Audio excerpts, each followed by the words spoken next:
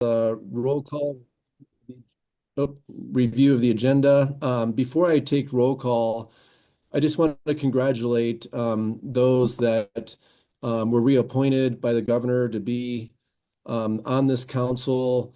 I know some of you decided not to reapply as well. So I want to just, take the opportunity to thank everyone for those that did want to continue to serving on this, and we're glad to have your participation.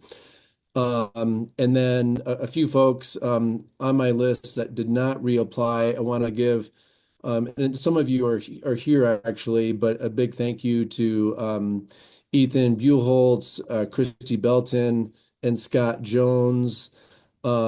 Also want to recognize too Council Member Sylvan White Skunk. He did not win re-election, so we will have a new tribal representation once the tribes decide who they want to have fill that seat. I also see Representative Mike Lynch. Representative, it's my understanding you're not seeking re-election. I don't know if you can hear me, but this is likely your last meeting, and I just want to say a big thank you to you. I see you're off mute. I just want to make sure that's correct. That is correct. Thanks, Dan. Okay, great. And just, a big thank you to you for your participation. And, you've been to a lot of the different events and there for the shared stewardship signing and so forth. So just a big thank you for your interest and your participation in this. Also want to welcome some new members, Madeline McDonald from Denver Water. Mal and I served on the national wildfire committee, coming up with a lot of different recommendations, and so good to see you, Madeline. And then also a new member, Lynn Elliott from the American Property Casualty Insurance Association. Lynn is also here. Hey, Lynn, thanks so much for joining. We really welcome you and your expertise.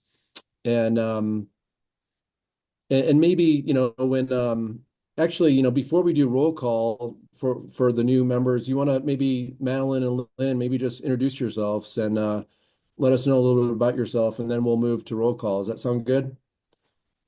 Happy Maybe, to. Yeah, thank yeah, you. Madeline, you want to start first, and then Lynn? Sure thing. Thank you, Director Gibbs. Hello, everybody. I'm thrilled to be joining you. Again, my name is Madeline McDonald, and my day job, I'm a watershed scientist at Denver Water. I manage our forest and wildfire programs, including our From Forest to Faucets partnership, which is a large investment by Denver Water, the U.S. Forest Service, the Colorado State Forest Service, NRCS, and CFRI. To complete wildfire mitigation, forest restoration work in Denver Water's priority watersheds to protect our water supply. As Director Gibbs mentioned, I was also fortunate to serve on the Federal Wild and Fire Mitigation Management Commission, representing public utilities in that role. But thrilled to be joining you all today and participating in the conversation. Thank you. Great, thank you. And next up is Lynn. Good morning. Thanks, Director. My name is Lynn Elliott. I'm the Vice President of State Government Relations for American Property Casualty Insurance Association, APCIA for short. We are the national trade that represents property casualty insurers. So we have members that are insuring homes and businesses in every community in the nation and across Colorado. I live in Longmont and have been here for about 10 years when I married my husband, who's a fifth generation Coloradoan. And I'm thrilled to be part of this. The CEO of APCIA actually served on the Federal Wildland Commission with Madeline, Dr. David Sampson. So I look forward to learning a lot from this group and contributing where I can. Thanks. Awesome. Thanks so much. And yeah, Lynn and Madeline, really look forward to your participation and really appreciate your involvement. So let's go next with roll call to figure out who is here. And I'll just go off the list I have in front of me. Matt McCombs. I think Matt's here, right? This is Oh, no. Chris. Okay. This is Christina, representing Matt. I'm having technical issues joining Zoom, so I'm troubleshooting now, but joining via phone. Thank you. Okay, great. I think you had the same issues I had earlier. I was trying to get on. Mike Morgan, I see Vaughn is here. Is Mike here too? Vaughn? Okay, great. Good to see you, Vaughn. Deputy Regional Forester, Bunny, how's your last name pronounced? Is it Machio? Is Bunny on? Okay. John Ring. Present, good morning. All right. Hey, John. Frank Falzone.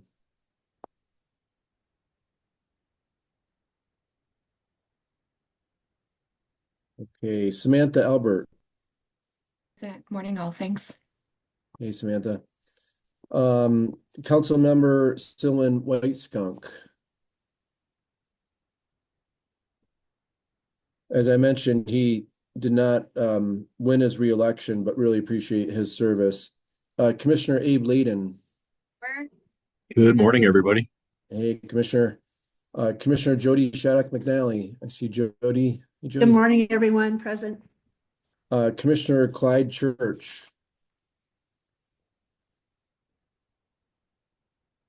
Okay. Commissioner Veronica Medina.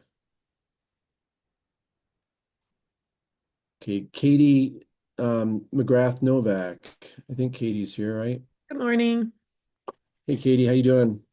Good. Okay, Brett Wolk.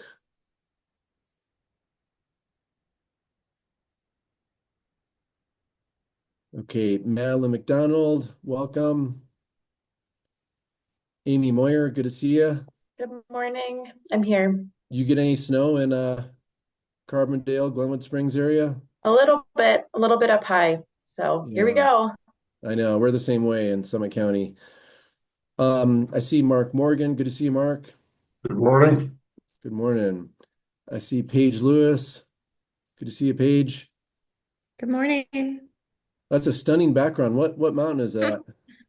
That's our Medno Zapata Ranch down in the San Luis Valley near the yeah. Great Sand Dunes. That's great. I was just down there a few weeks ago. Yep. It's incredible. Lynn Elliott is here. Thank you, Lynn, for joining us. Julie Stencil. Is Julie with us? Okay, Pat Dorsey. Okay, Senator Cutter. I think Senator Cutter's here. Is that right? I think I saw her name. Is that right? Yeah. Okay, and Representative Lynch. Good to see you, Representative Lynch. And again, thank you again for your service on this commission and service to the state of Colorado as well, of course. Thank you, Dan. Appreciate it. Yeah. Okay. Courtney, you got everyone who's here not? Yes, we have roll, and I do want to acknowledge, I believe Frank Falzone is on the phone. Frank, are you able to unmute yourself if that's true?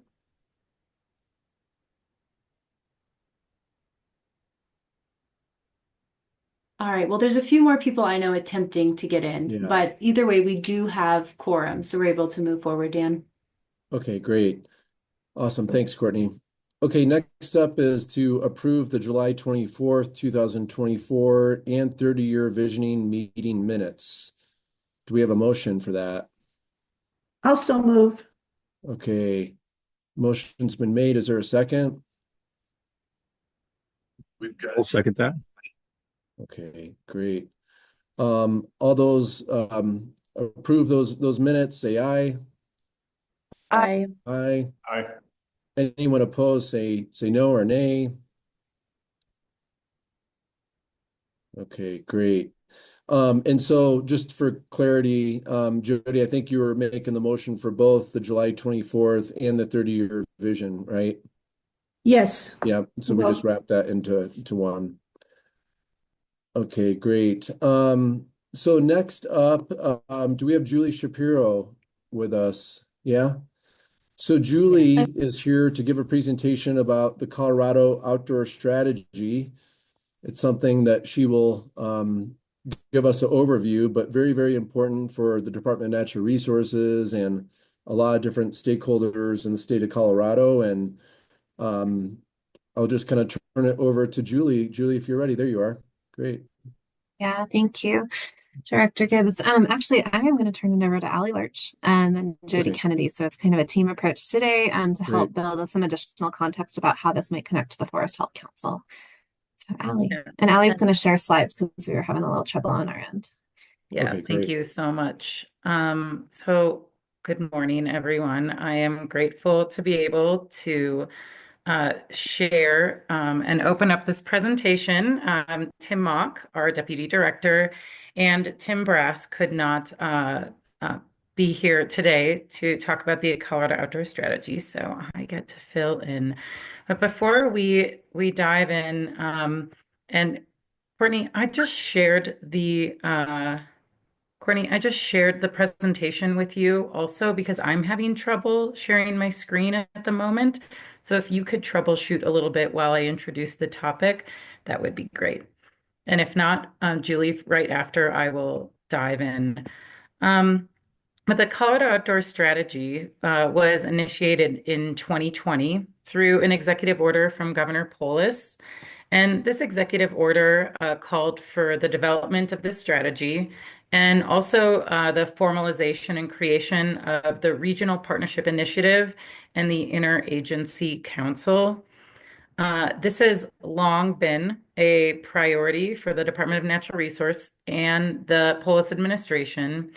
And this has been reflected in several of our most recent and planned wildly important goals, which is one of the ways that we at the state show progress and document what we are really very interested in investing in our time and energy into.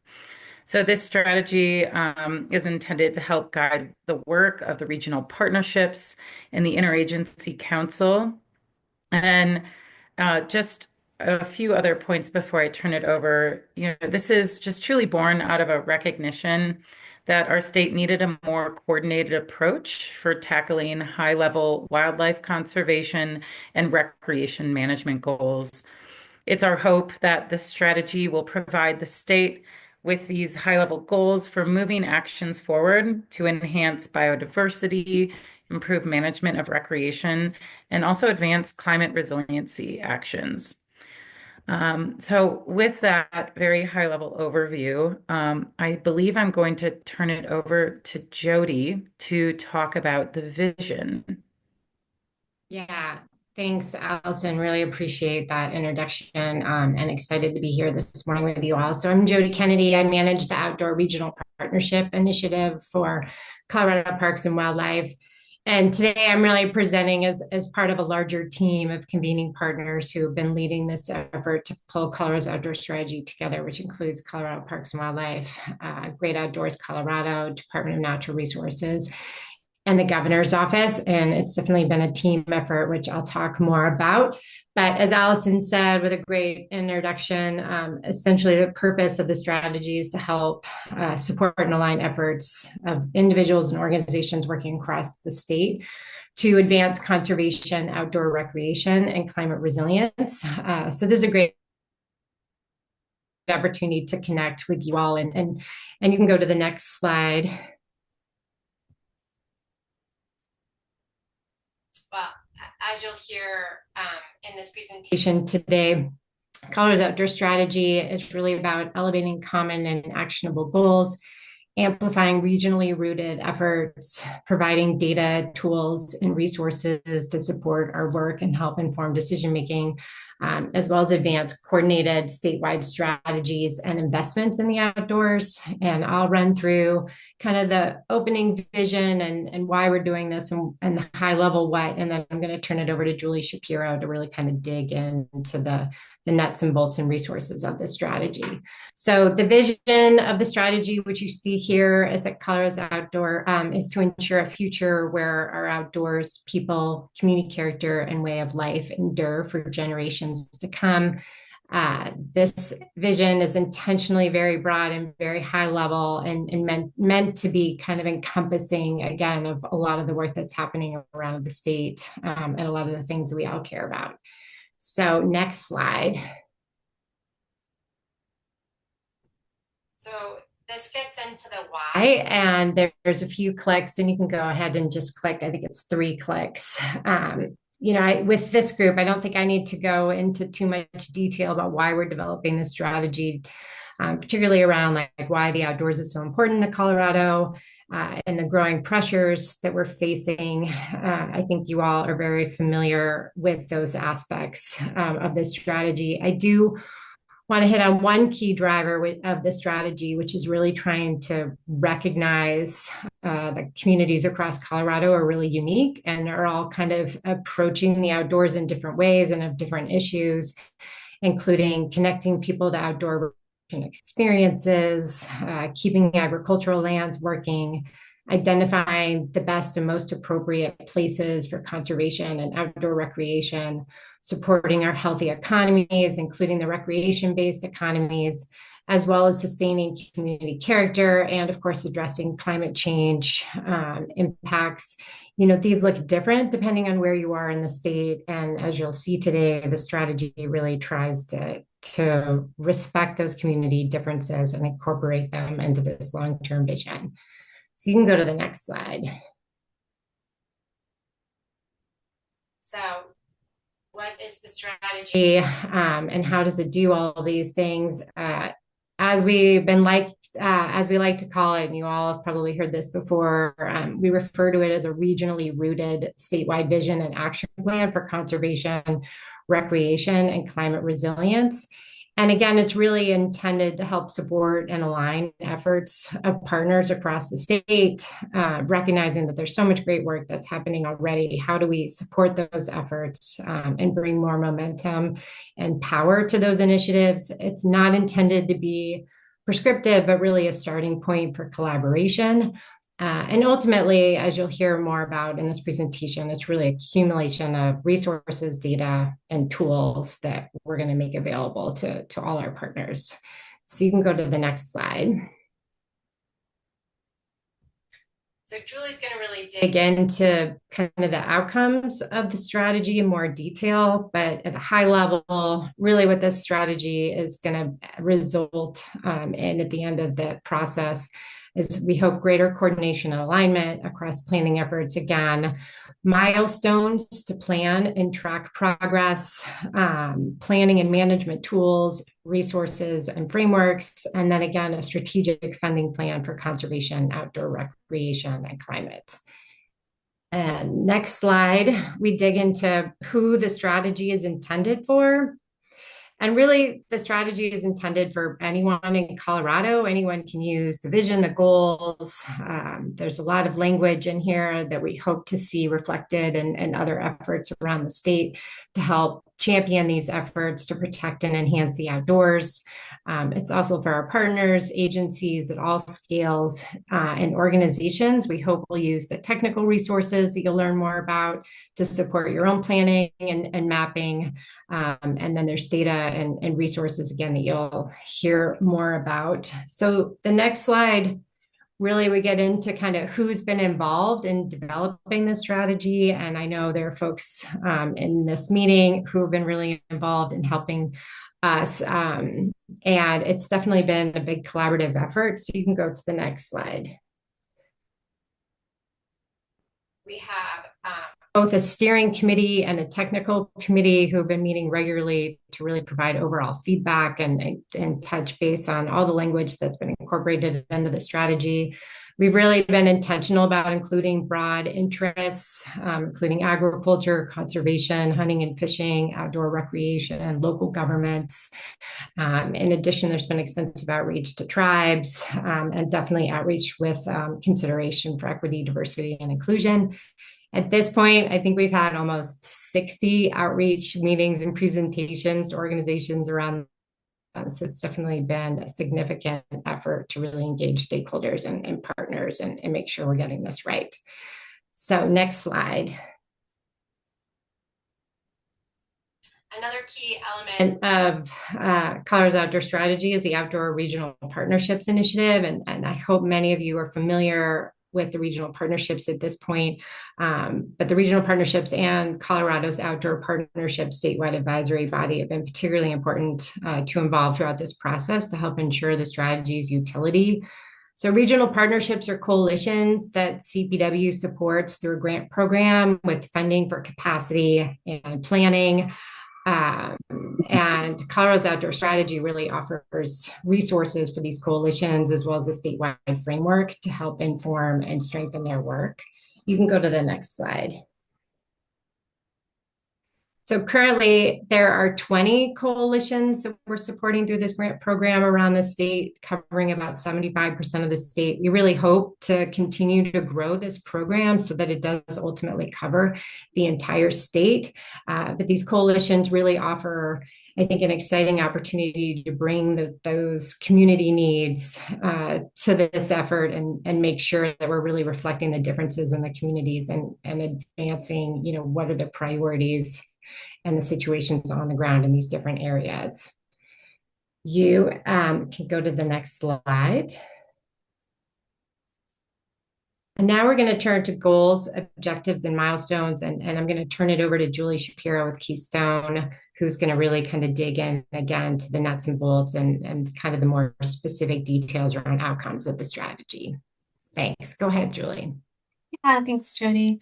I'm Julia Shapiro, and I am with Keystone Policy Center. We're leading the consultant team that's been involved in supporting the development of the strategy with the convening partners that were mentioned earlier. And so I just want to note that we're working with a team of recreation planners, conservation scientists, tribal and indigenous outreach experts, EDI experts, communications experts, and more. So and you'll see a slide at the end, but just kind of putting that up front that it's been a team effort.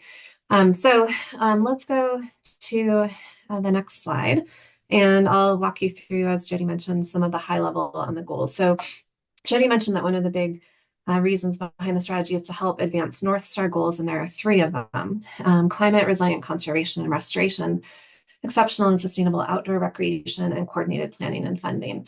And importantly, we see all of these as deeply interrelated. None are prioritized over another. And in fact, we know that we need outdoors that are healthy and thriving to support great recreation. We know that recreation, stewardship, and management all support people's interest in and love for the outdoors, which also creates that important interconnection of how these goals are related. And coordinated planning and funding are needed for all of the above. So just a little more on the goals, just to emphasize, climate resilient conservation and restoration is meant to help wildlife and landscapes thrive amidst climate change and increasing populations and human disturbances, as well as other stressors. We're looking for habitats that are resilient and connected, communities that benefit from healthy ecosystems, and also healthy agricultural lands. Exceptional and sustainable outdoor recreation really speaks to the desire for a diversity of high quality outdoor recreation experiences that are accessible and equitable and inclusive for all. So it's not just only about quantity, it's about the quality. And management and stewardship enhance benefits and minimize impacts for people, landscapes, and local communities. And importantly, we think about sustainability both as the relationship between recreation and communities and environment, and also the sustainability of recreation itself, in light of climate pressures, drought, wildfire, etc. And then coordinated planning and funding is really about making sure that planning and implementation efforts are integrated, they're supported by robust funding and capacity, and they're also inclusive of diverse partners and perspectives. So those goals really are meant to guide the strategy overall and help hopefully inform the coordinated efforts to advance both really exceptional recreation and resilient conservation. Let's go to the next slide.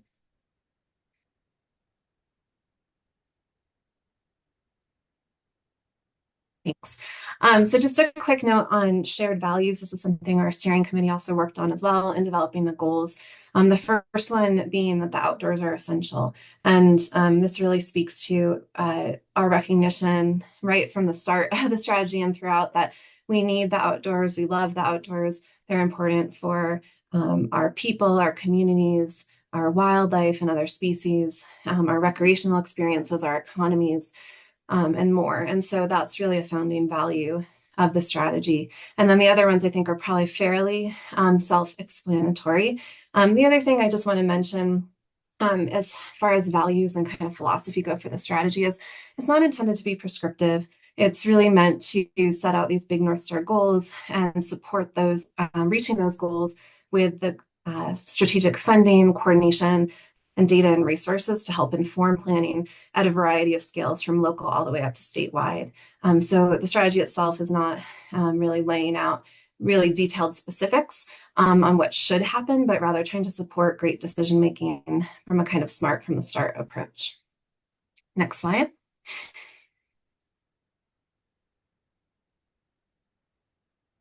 Great. I'll give you just an overview of the objectives, and we're doing a lot of work right now in updating some of these objectives and also the strategic actions and agency actions that go along with them. So if you're looking at a draft version of the strategy now as posted, hopefully you'll see some updates that make a lot of sense and incorporate a lot of feedback heard to date. But I think these 4 pillars are still generally true.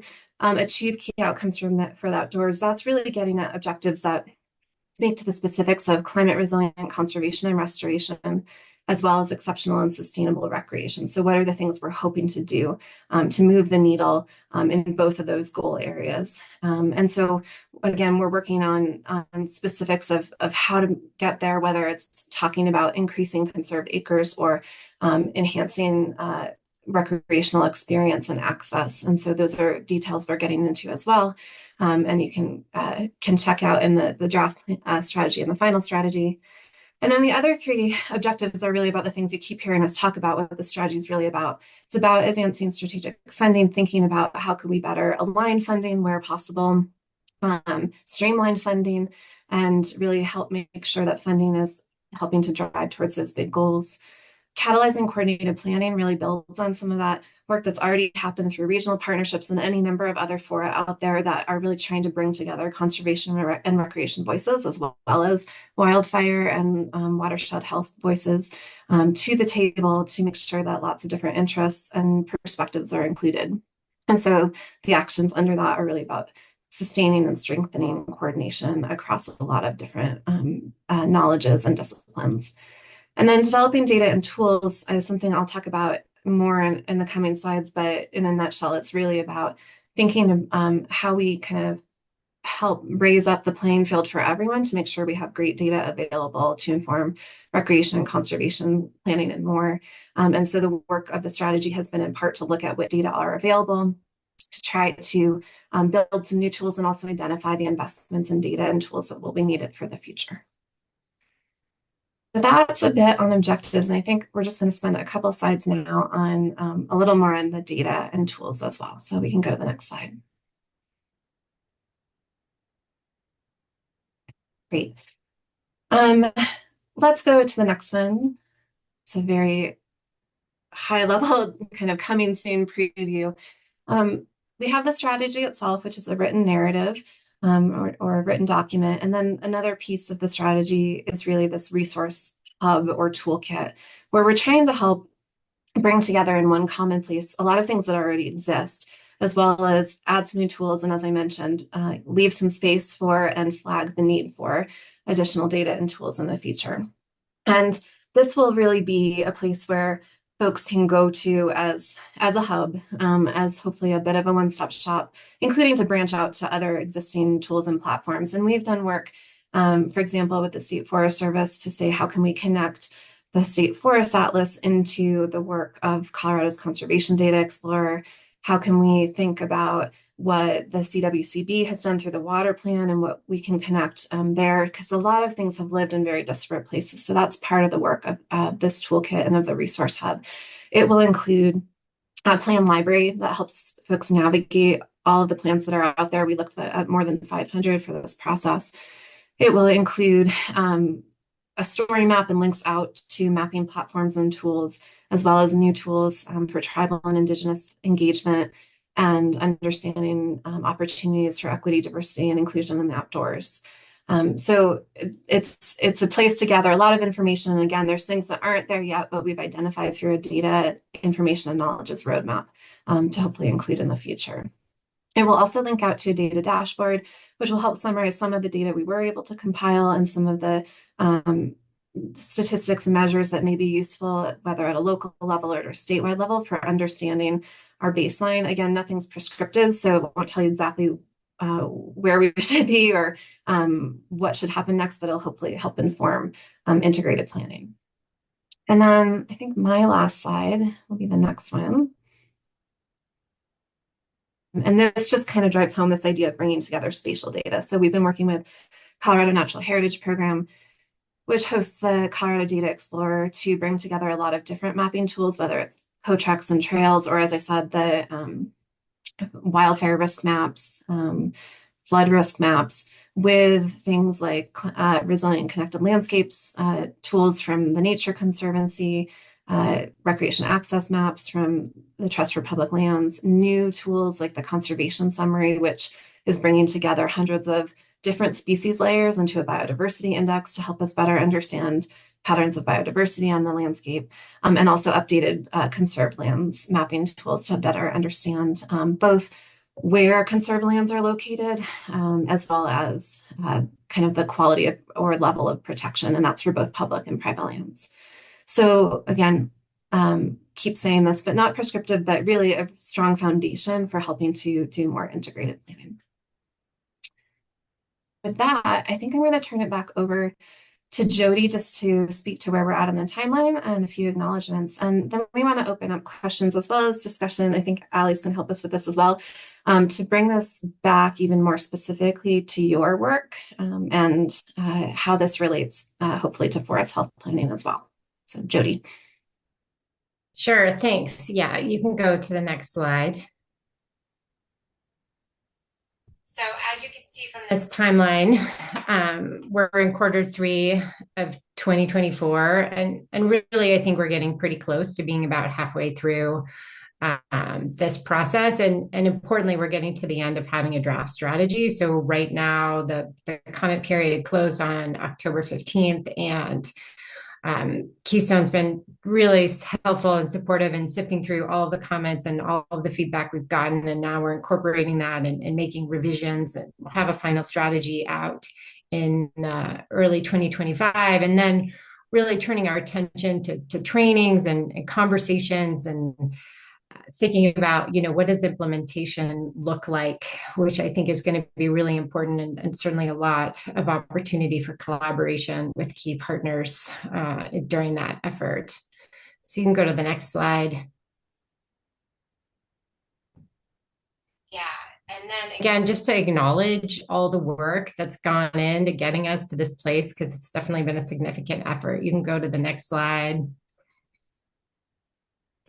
So again, our convening partners, Great Outdoors Colorado, Department of Natural Resources, and the Governor's Office have been really important in collaborating with CPW. CPW will be stewarding this strategy into the future, but recognizing that it's definitely a significant effort with a lot of partners involved, and beyond the convening partners who are really trying to steward and spearhead this initiative. But again, it's a lot of work with a lot of partners, and really we hope to bring a lot of resources to that partner work. Next slide. And then Julie mentioned the consultant team. It's been a big effort with a lot of consultants really helping to pull together the technical tools and working with our partners and our data experts. Next slide.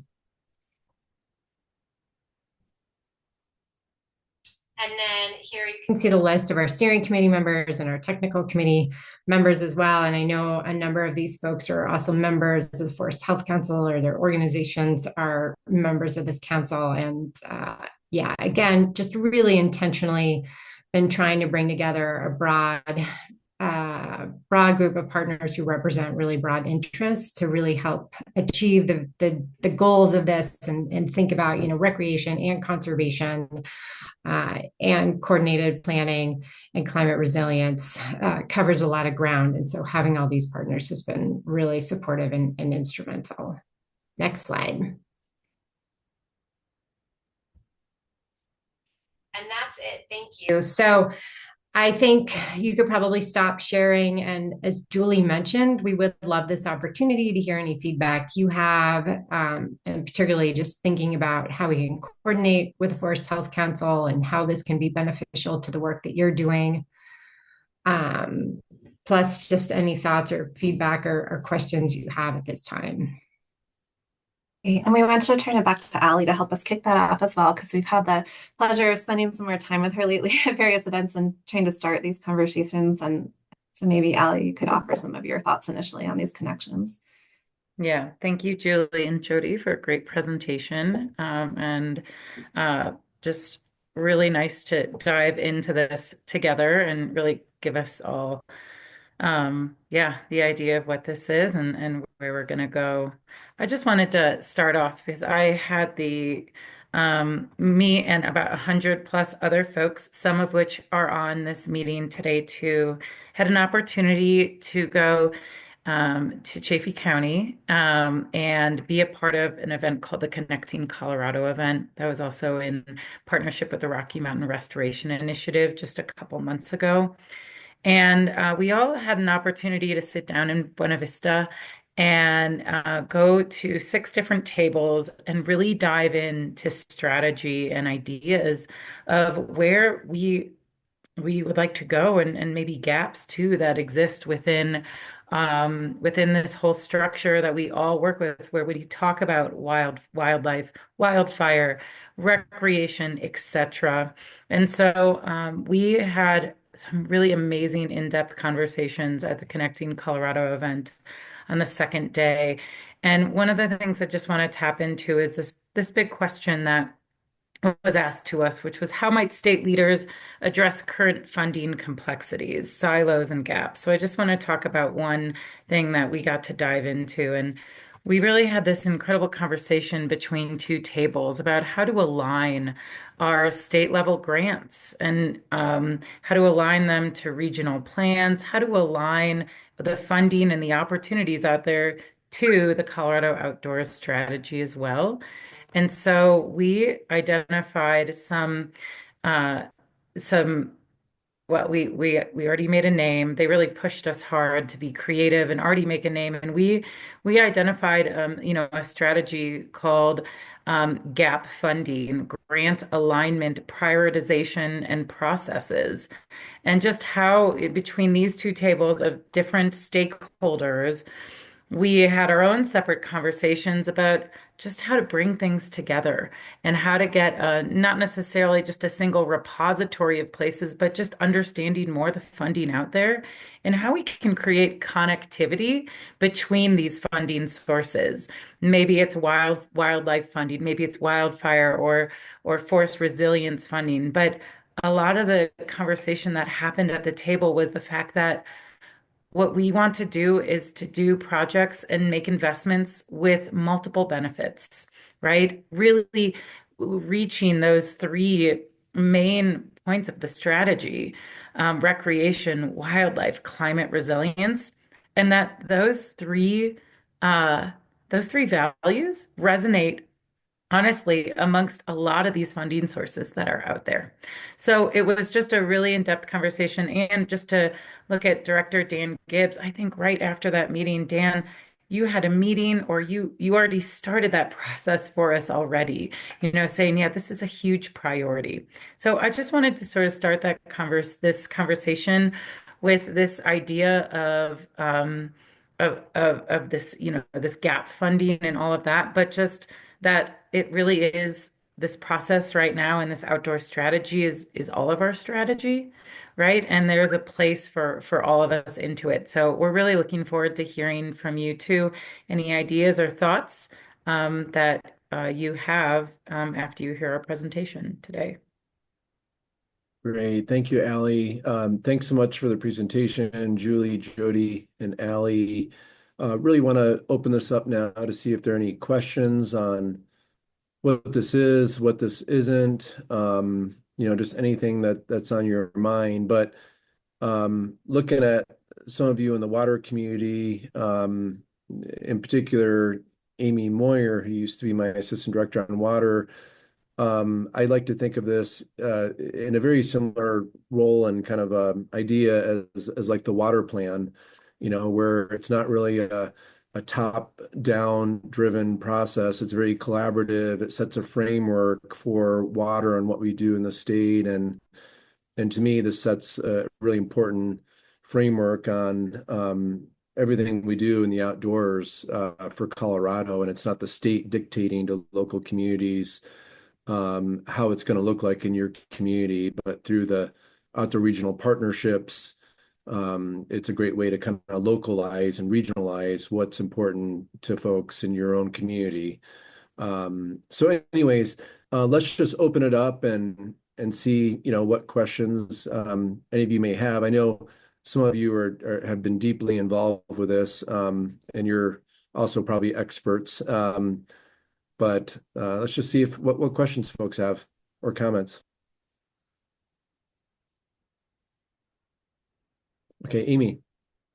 Yeah, thanks, Dan. I'm happy to kick it off just since you mentioned water. I do have a quick question of how river recreation is included in the plan. I know I want to make space to talk more specifically about forest health, but I didn't see a lot of either imagery related to river recreation or references or inclusion in the advisory committee. So I'm just curious how the interplay between these North Star objectives to a lot of that industry and work related to that component. Jody, do you want to go first, or do you want me to? Jody or Julie? Yeah. Sure, I can start. I think at a high level, rivers are definitely included in water recreation, just holistically, reservoirs, lakes, and rivers are included. I think that the strategy offers some tools and resources and data. And I will say the river recreation is one data gap that we've been looking into and thinking about how to incorporate that. So one of the tools that the strategy uses now is looking at a 10-minute walk or drive to parks, trails, and open space. And this was a Trust for Public Lands data layer that we have incorporated and also overlaid with data on disproportionately impacted communities, so we can look at it from an equity lens. And so we've expanded that to include a water access layer. And what we found is just that data is not it's just not as detailed as some of the other parcel data. And so we're working with partners and looking into and exploring what that might look like. I will also say, from the regional partnership perspective, we're really encouraging them to think about, what are their recreation assets and their recreation goals at a regional level, and encouraging them to think about rivers and definitely also encouraging them to think about how they can collaborate with the river basin roundtables that overlap with their regions, and think about where there are opportunities to coordinate and collaborate. Julie, was there anything you wanted to add to that? I think that was a great summary, especially of how we're trying to look into additional data sources and flag those for the future as well. And I would just say that a lot of comments we received over the past few months emphasize the need to emphasize water more, whether or not we have the data today, but just to make sure water is more included in the strategy. So we're working on that. Thank you for that, Amy. Great. Paige. Yeah, thank you. And thanks for the presentation. I've been involved off and on in this process, so it's great to be able to see the progress that you all have made over the past several months. I think in seeing it, I'm still trying to tease out the balance between this providing sort of a state level vision and intention, and the desire for it to be not prescriptive and, really relevant at the local level. Because I totally understand that need and desire for this to be relevant to the, different realities that communities and local governments face. But at the same time, I think it can't necessarily just be a roll up of local accomplishments and be meaningful at the state level. And so I think it was my understanding that there would be some clear state level intention and goals. And it sounds like the funding and how you both hold state agencies accountable and how you prioritize state level funding will be key mechanisms to drive toward those state outcomes, but I wonder if you could just talk a little bit more about that tension between being locally relevant, but also driving toward meaningful and consistent state level outcomes. Yeah, I think that's a really good question. Thanks, Paige, for that. I can start and then let Julie chime in. I think there are statewide milestones and goals and metrics, and some of those are being revised and polished as we consider all the input and feedback. But that is a really important part of this plan, is kind of having these statewide measures that we're working toward and we can track. And then I think at the regional level, wanting to kind of respect community differences. One of the ways in which we're doing that is providing kind of resources and tools and data and funding to help support this regional work. And I think what we'll be doing is tracking these statewide measures while also trying to support these regional efforts and be thinking about, how we grow and evolve with this process, and think about like, where are there places in the state where there are gaps, or where we think more resources need to go into certain efforts in order to achieve these statewide goals. So I think the statewide goals allow us to do that. And I think the funding and the resources and the tools that we're then providing on the ground to these regional coalitions, I think will help us kind of move in a shared statewide direction. And it might look different in each community. And you've heard that it's not prescriptive, but certainly I think the funding is going to be a big driver, as well as the resources and data, and thinking about how we achieve these conservation and recreation goals on the ground. And Julie, I'm not sure if you want to add anything to that. I would just maybe add that there are some places where we feel like we're in a better position with the data that do exist to be able to say, maybe here's like a statewide measure or goal, and other places where just getting that data in the first place is one of the first steps of the strategy to help support working to that vision. And I think the disparities are pretty clear. And, some of the data that exists for conservation versus data that don't exist for recreation is one example. So we're trying to keep that in play as well. I see Dan Zimmer from GOCO is here too. So, and he is one of our convening partners.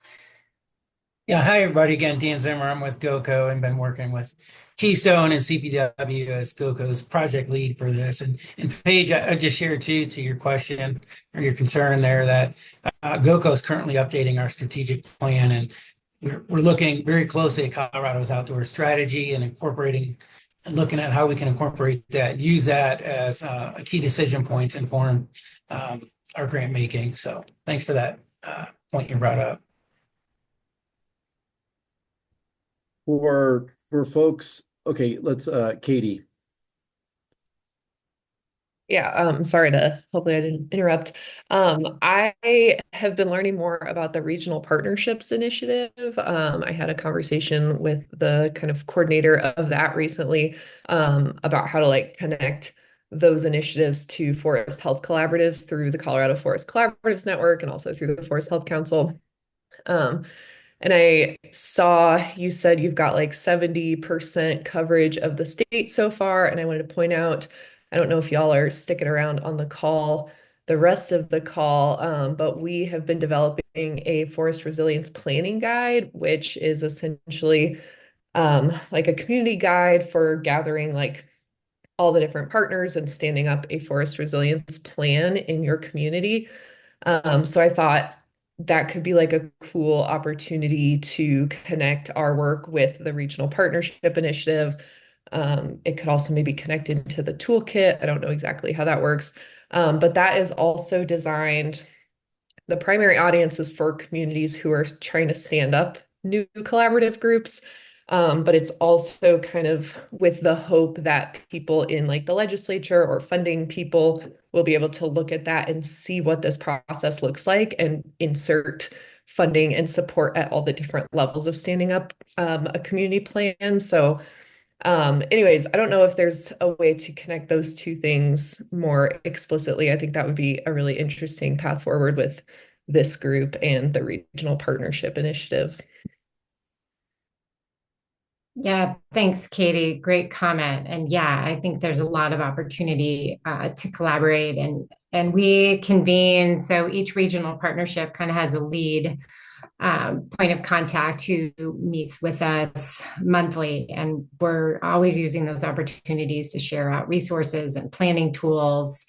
And I think, the Forest Resilience Planning Guide, I think, is a great example of just sort of increasing their capacity and giving them resources and tools, plus an opportunity to really collaborate with other work that's happening in those areas, and be careful not to duplicate efforts and be more efficient while also advancing these common goals. So yeah, thanks for bringing that up. I think that's a great example, and I'm glad you had a chance to connect, I'm assuming, with Morgan. But we should definitely keep talking, yeah, and just make sure that that resource is kind of front and center and shared with our coalitions regularly so they know where to find it and how to use it. Awesome. Yeah, I'm going to be talking on that next monthly call, so I'll try and make a note to mention this while I'm there. Awesome.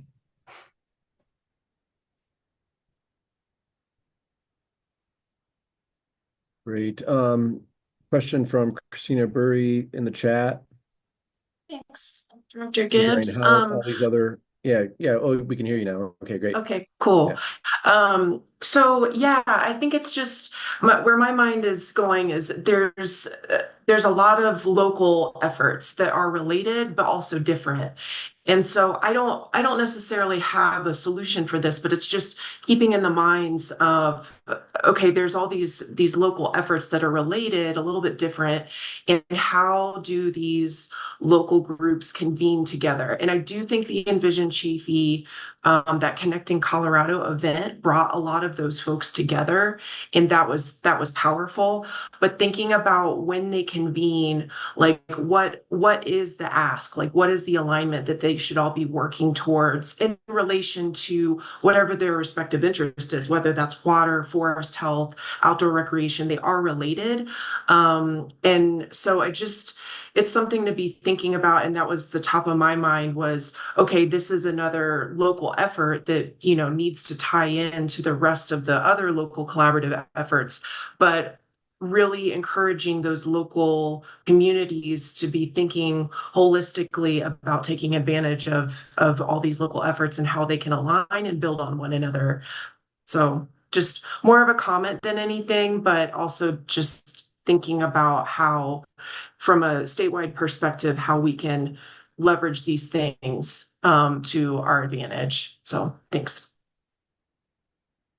Yeah, that's a great comment. We hear a lot that there's planning fatigue and there's meeting fatigue and there's coalition fatigue. And so I do think that's a really important topic to constantly be thinking about and thinking how we can support each other and be efficient while also collaborating across these different planning efforts and making sure that kind of the shared goals and the common interests and strategies kind of, I guess, are reflected throughout those different collaborative efforts. So we're definitely always thinking about that and trying to create opportunities and support initiatives like the Connecting Colorado event in Chaffee County. Again, yeah, I think that was a great example of folks coming together and thinking through how they can align their efforts and support each other. Great. I think Mark Morgan has a comment or a question. Yes, comment. I applaud the efforts to make this as local as possible or adaptable as possible, because I think that the more local it can be and the more input they have, then the more ownership that people are going to have to try to implement what you're trying to do. And so if it's a bottom-up strategy from all of these small groups, you're going to get a lot more public buy-in to accomplish what you're trying to accomplish. And I also think that I keep hearing the term resiliency. I think we have to remember that Colorado's forests are very diverse. And so resiliency is going to look different in one place than another to achieve that goal. And again, that local buy-in, I think, will be critical in your efforts. So just a comment. Yeah, I agree, Mark. We appreciate that. Yeah. Other comments or questions? And then also for Julie, Jody, and Allie, for folks that are brand new to this concept, I know that folks have had an opportunity kind of earlier in the summer / early fall to make public comments and help kind of weigh in. What opportunities still exist if folks want to understand more about this and maybe weigh in on, what we think we should be, important to look at and so forth. What are the opportunities for folks to still get involved?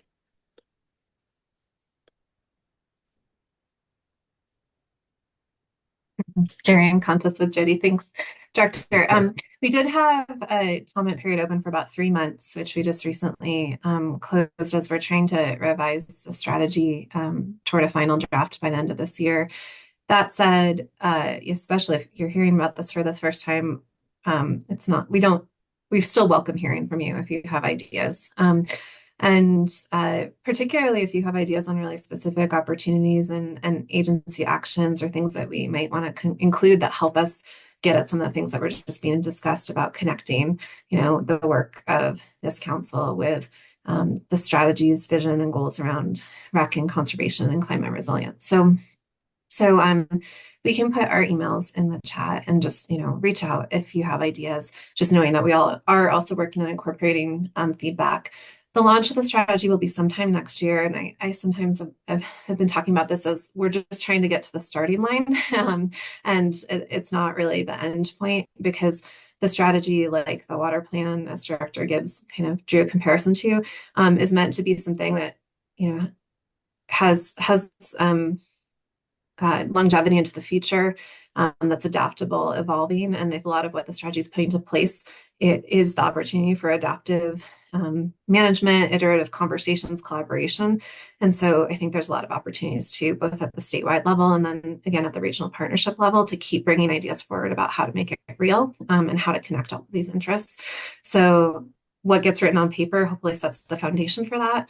But again, doesn't box us in so much that we feel like there's not a lot of room for creativity in the future of how to make this all work.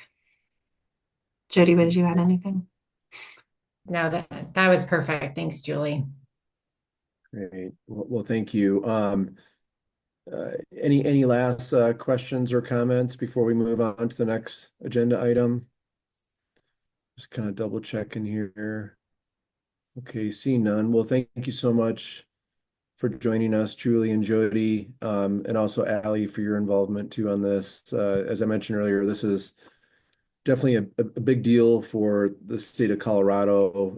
We're all in on the Department of Natural Resources and really want to get this right. So we appreciate everyone's great comments and questions, and we have some time before it's finalized. And to Mark Morgan's comment, I agree. As much locally driven as possible, I think we can get some good outcomes that way, because that way you get the local buy-in, right?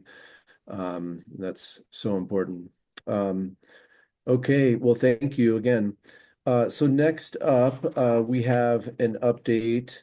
And actually, before I do that, I know that there's some folks that joined us after we did roll call. So if you're one of those folks that I didn't call on earlier, just so we can make sure we capture who's participating in the meeting, please put in the chat who you are, what organization you're a part of. I know Bunny Maceo, too, the Deputy Regional Forester with U.S. Forest Service, also joined. So thank you, Bunny, for joining us. And with that, let's. County. Oh, I'm sorry. Who is that? Hi, Church, La Plata County. I'm on the phone. Oh, great. Thanks, Commissioner Church. Thanks for joining us. Yeah, and if you called in and you're not able to put in the chat, maybe right now before we move on, are there any folks that called in that are voting members to make sure we're just capturing that you're here? Just speak up right now. You can.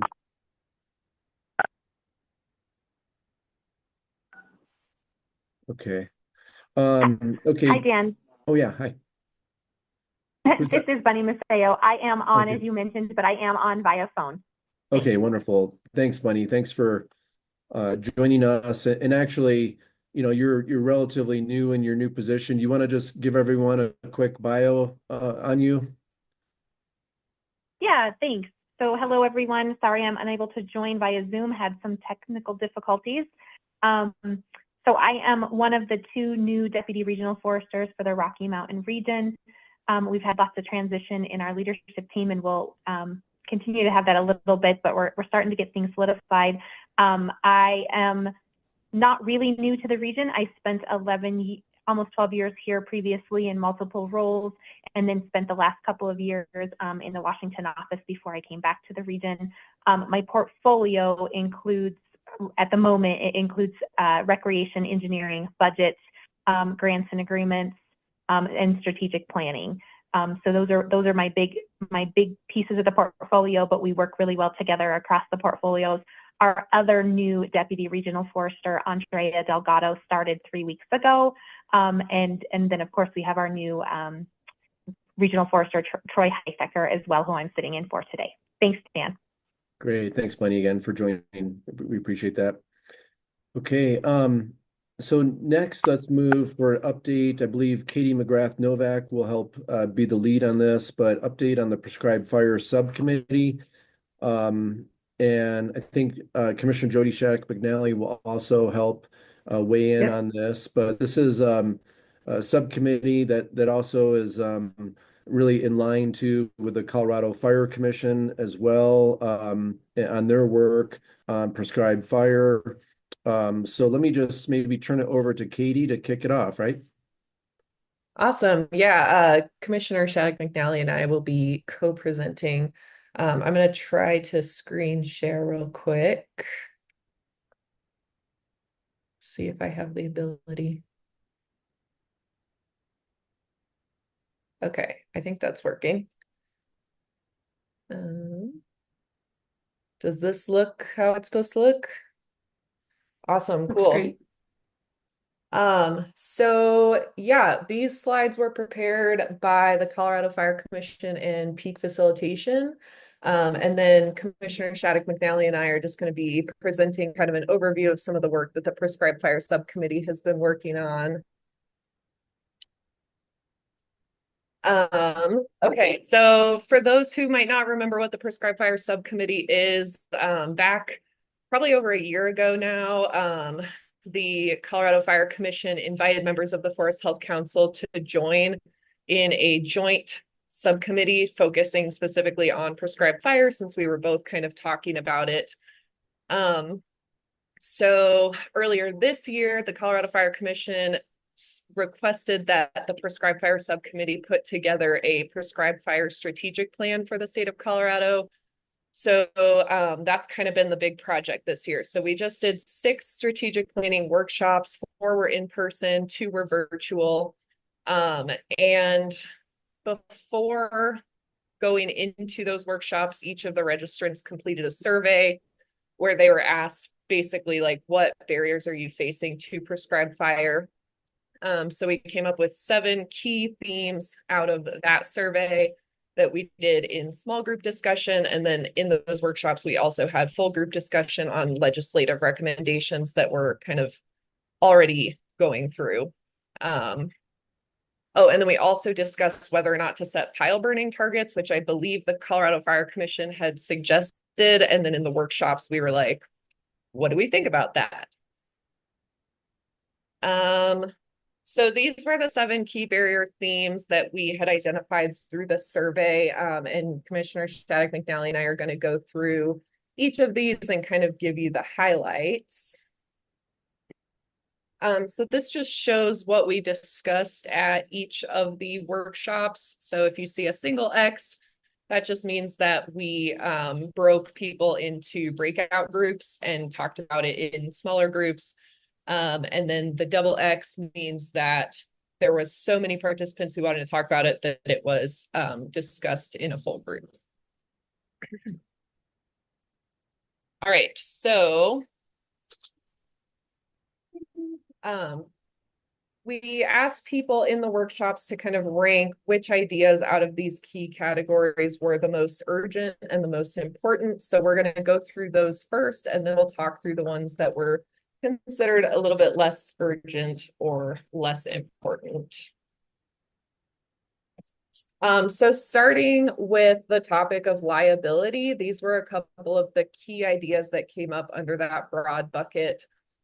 So one of the ideas was to establish a Colorado Prescribed Fire Claims Fund that would offer coverage for certified burners, trainees, and landowners for prescribed fire on non-federal lands. This is something, and Dominique is on the call from Peak Facilitation. Please correct me if I'm misremembering anything.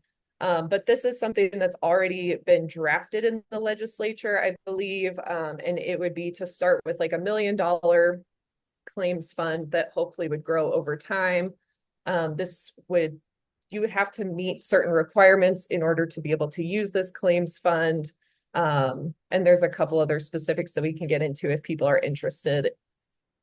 The second one is to clarify definitions and coverage for existing liability coverage. So currently one of the barriers is that a lot of people just don't know what their liability is. And so good or bad, just some clarity is really needed.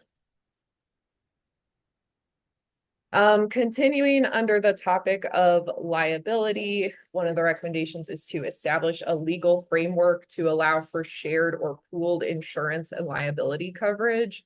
So a couple ideas for that would be for like prescribed burn associations where the association could get liability coverage and the landowners within that association could kind of be shared because it's really expensive to get it on your own. It could also be applied to like NGOs. And then I think the last one under liability is to enable qualified agency employees to plan and implement prescribed fire on non-federal lands. Not sure if that's a legislative or administrative issue. The next key bucket of barriers was treatment coordination. So one of the recommendations under this would be to establish an annual Department of Fire Prevention and Control budget line item and funding to support expanded prescribed fire planning and implementation by and in cooperation with collaboratives, local agencies, and prescribed burn associations.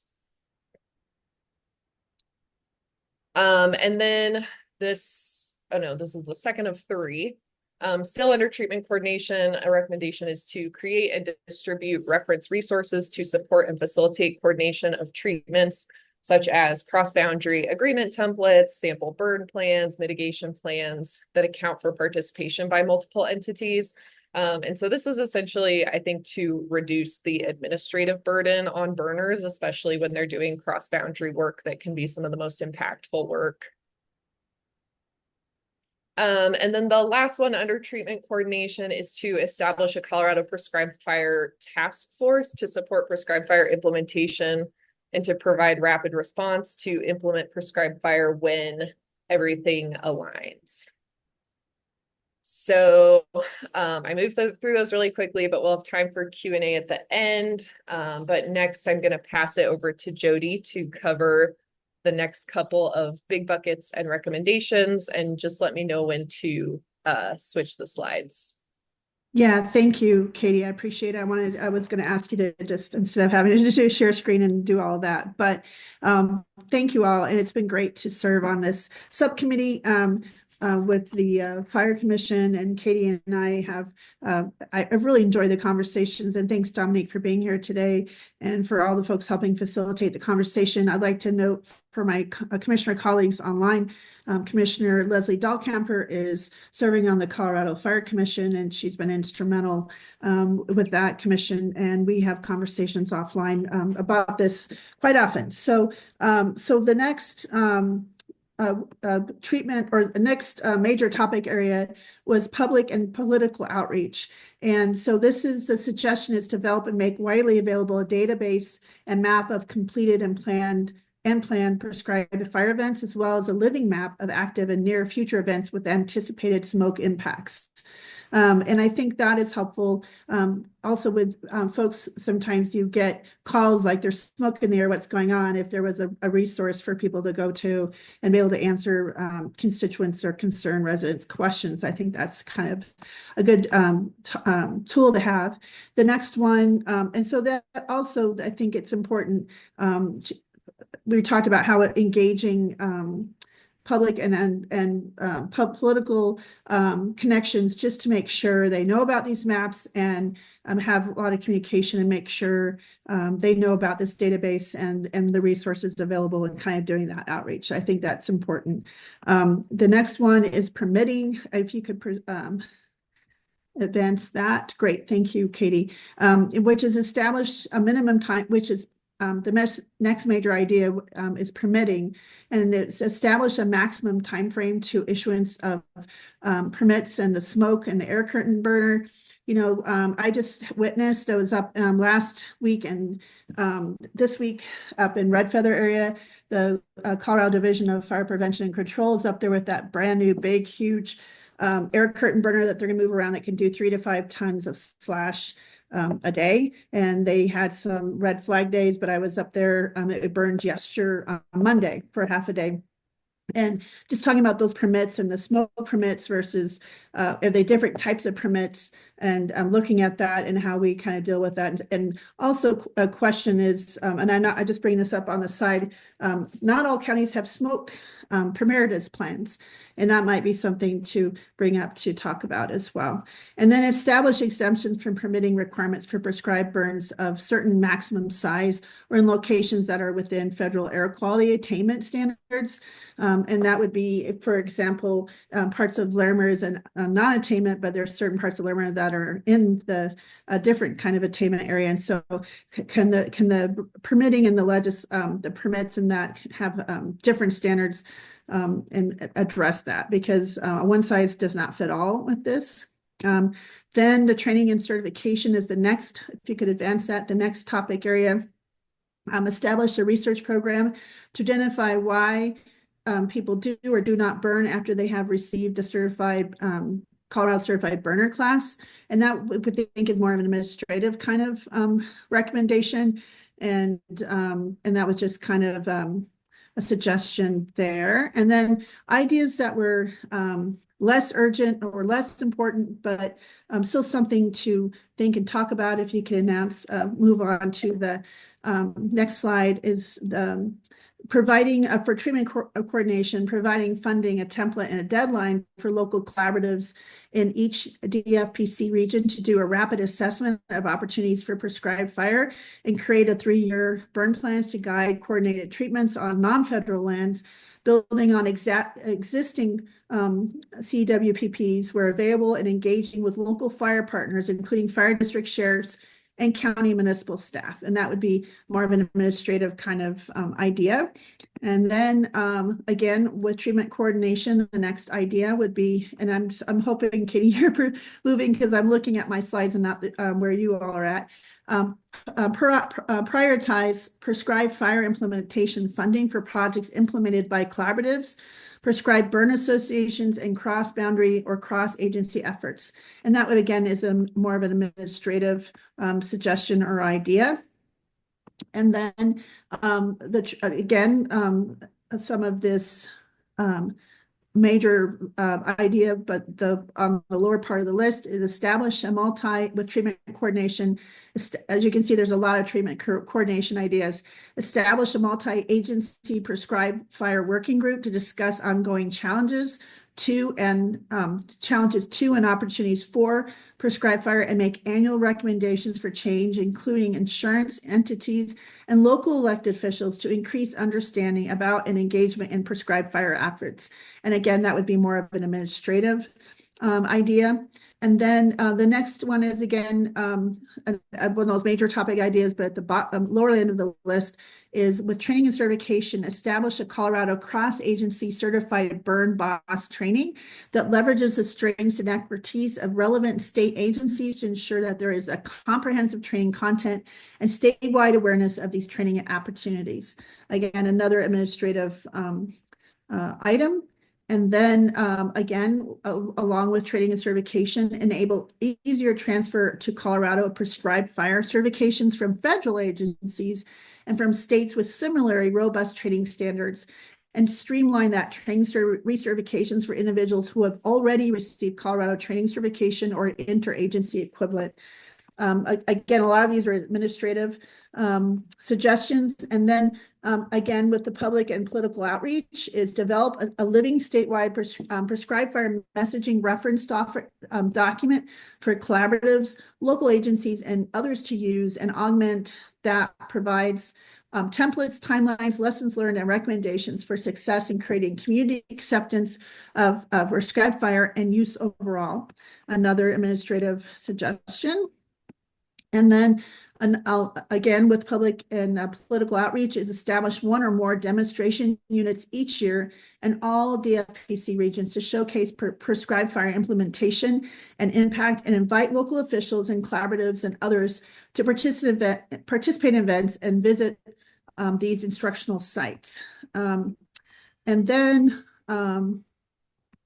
lastly, our second to last slide. Oh, no, that few more.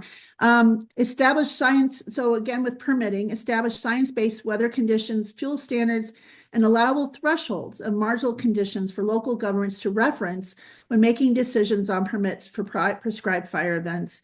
And also preclude homeowner associations from blocking prescription fire by a burn boss on private land. And that would be a legislative suggestion. And the one above is administrative. And then that was the last major topic idea of the lower, less important. But here's where our timeline is and where we're at. As you can see, updates to the Colorado Fire Commission and the Forest Health Council is happening now. The Peak Group is developing a preliminary plan and frameworks, refines the strategies that have been presented here. The subcommittee reviews the framework and strategies mid-November, so it's going to be a really quick turnaround. But there were really ambitious turnaround, but I think they're ready to go and they're very excited about this. And then Peak will draft the plan November to December.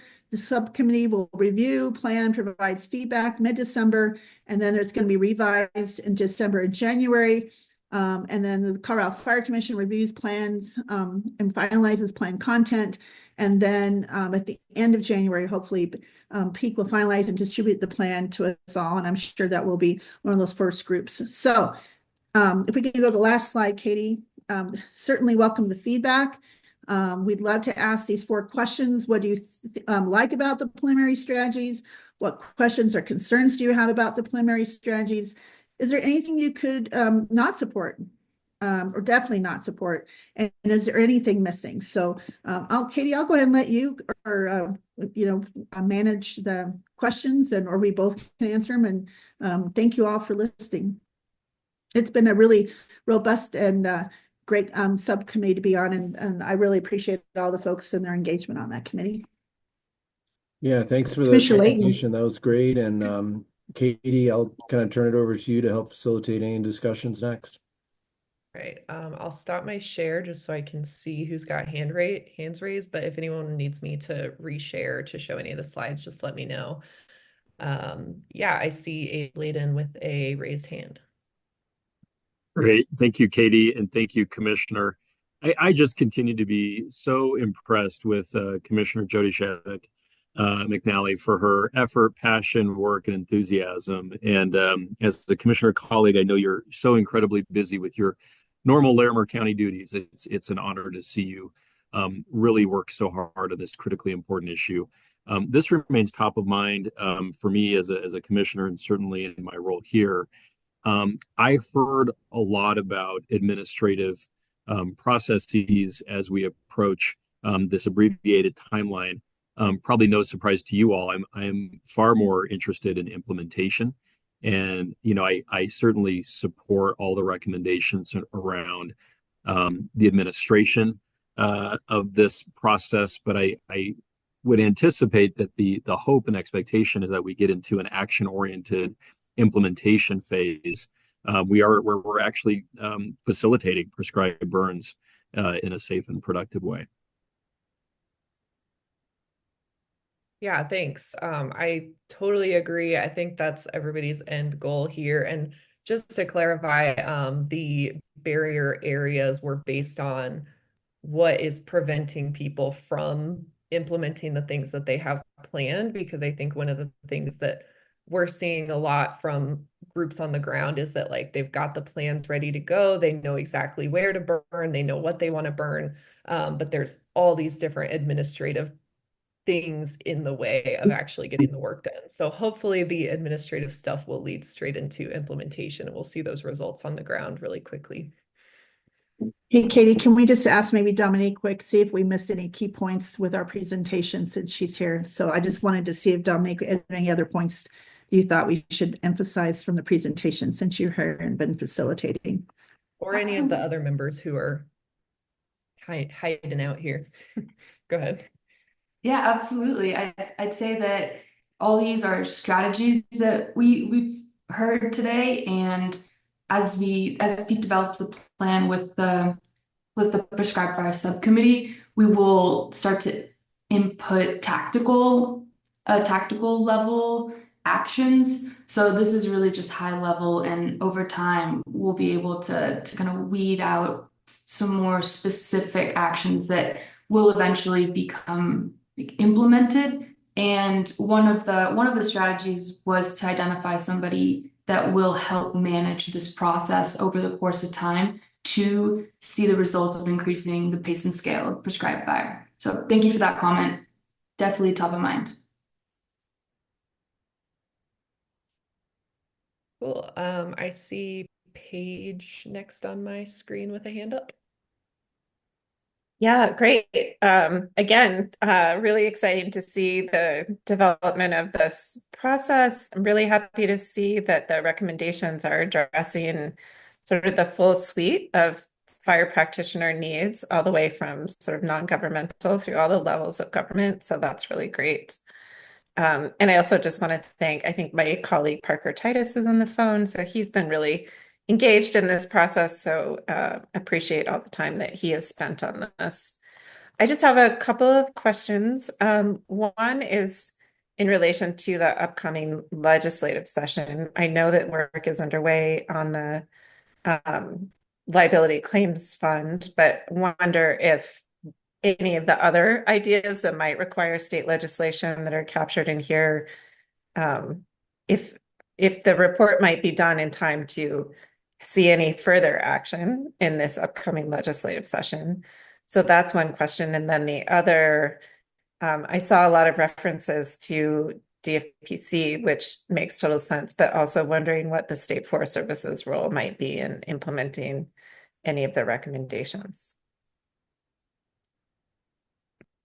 To your first question, I'm not sure. I wonder if Parker or Dominique would know better about like what's either already in the legislature or what might be introduced in time, or So I can comment on that a little bit. You know, the Wildfire Interim Committee had their top priority bills, which I'll be talking about in the legislative section after break. I know it sounds like most of the legislators have their 5 bills or whatever, but there's always opportunities to submit legislation before, session, or it would just be in the matter of finding someone who wants to sponsor and go forward, or I'm not sure if other groups have, but that would be my, suggestion. There's been a lot of work with the interim committees, but the Wildfire Interim Committee has voted on their priority bills. And I know I have some other bills as a county commissioner, and some of those legislators already have their 5. So I don't know what that would look like, but it certainly would be a suggestion if we can find someone who'd be willing to introduce it. So just my thoughts. Sorry, Katie. Thank you. No, thank you. And also, Jody and I happen to be the chairs of the 2 Forest Health Council committees, and so I definitely hope that we'll be integrating all of these things throughout all of our committees.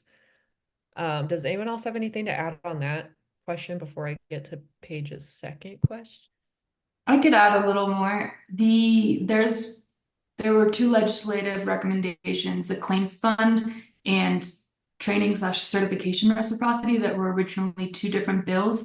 And it seems like the Wildfire Matters Review Committee has now joined both of those into one bill and moving that forward. But that's everything that Commissioner Jody mentioned is what I understand as well. Awesome, thank you. And I saw James nodding his head as well. So I felt like I remembered there being two, but I couldn't quite remember. Yeah,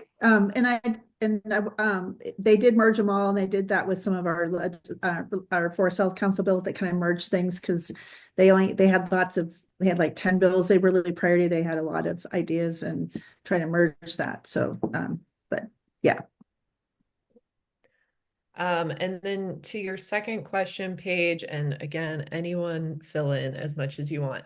But as far as the Colorado State Forest Service's involvement in this, I think there's a lot going on to try and align the State Forest Service and DFPC and DNR. And so there's been a lot of State Forest Service involvement throughout this whole entire process. They don't have like formal jurisdiction over stuff, but I know like one of the explicit things that we talked about was maybe allowing State Forest Service people to lead or co-lead some of the certified burner programs, I think was one idea that was thrown out. And then I think just in general, just lots of coordination and alignment. And that's part of what this strategic plan is just to align and make sure all the state agencies are working together a little bit more cohesively. So if anyone else has anything to add to that. No, that was great, Katie. And yeah, thanks to James recognizing Dan Beveridge, that's our representative. So nothing more to add. Thanks. I just have a comment. Clyde Church. Yeah, can I get to you after Vaughn? He's had his hand up for a while, or is it on this topic? Yes, please. Thank you. Okay. Go ahead, Vaughn. Thanks, everybody, and thanks for that presentation. Super good, very thorough. Just more comments from my side. Obviously, this is a fairly complex issue. There's a lot to it. That's why we haven't fixed it yet. But I'm really happy with this effort because I think what it's done is there were a lot of disparate efforts going on over the years that a lot of us has been part of, and I think part of our hope was from at least the state side going this effort, even though it would take a while, that we're pulling all of this together. So it seems very comprehensive to me. It's some super good stuff, and then I think whether it's on the implementation side or legislative or administrative, then I think there should be some further work in doing some prioritization within that big laundry list of issues. And where do we get the bang for the buck? Hey, if we fix X, that's going to lead to some of the implementation. So overall good stuff. I'm excited to see the final report.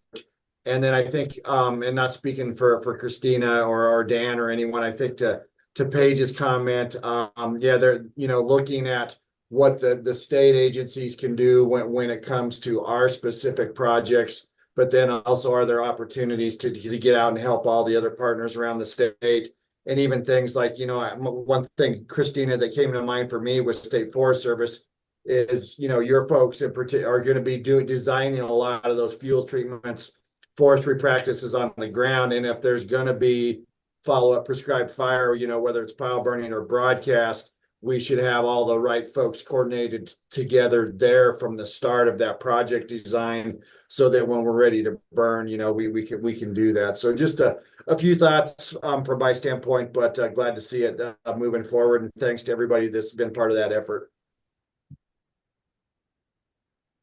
Awesome, thank you so much. Yeah, I appreciate the extra comments and clarity. Jody, you had your hand up. I just wanted to say to Vaughn and the Colorado Division for Prevention Control. I mean, with that Red Feather Glacier View area has had some prescribed magic feathers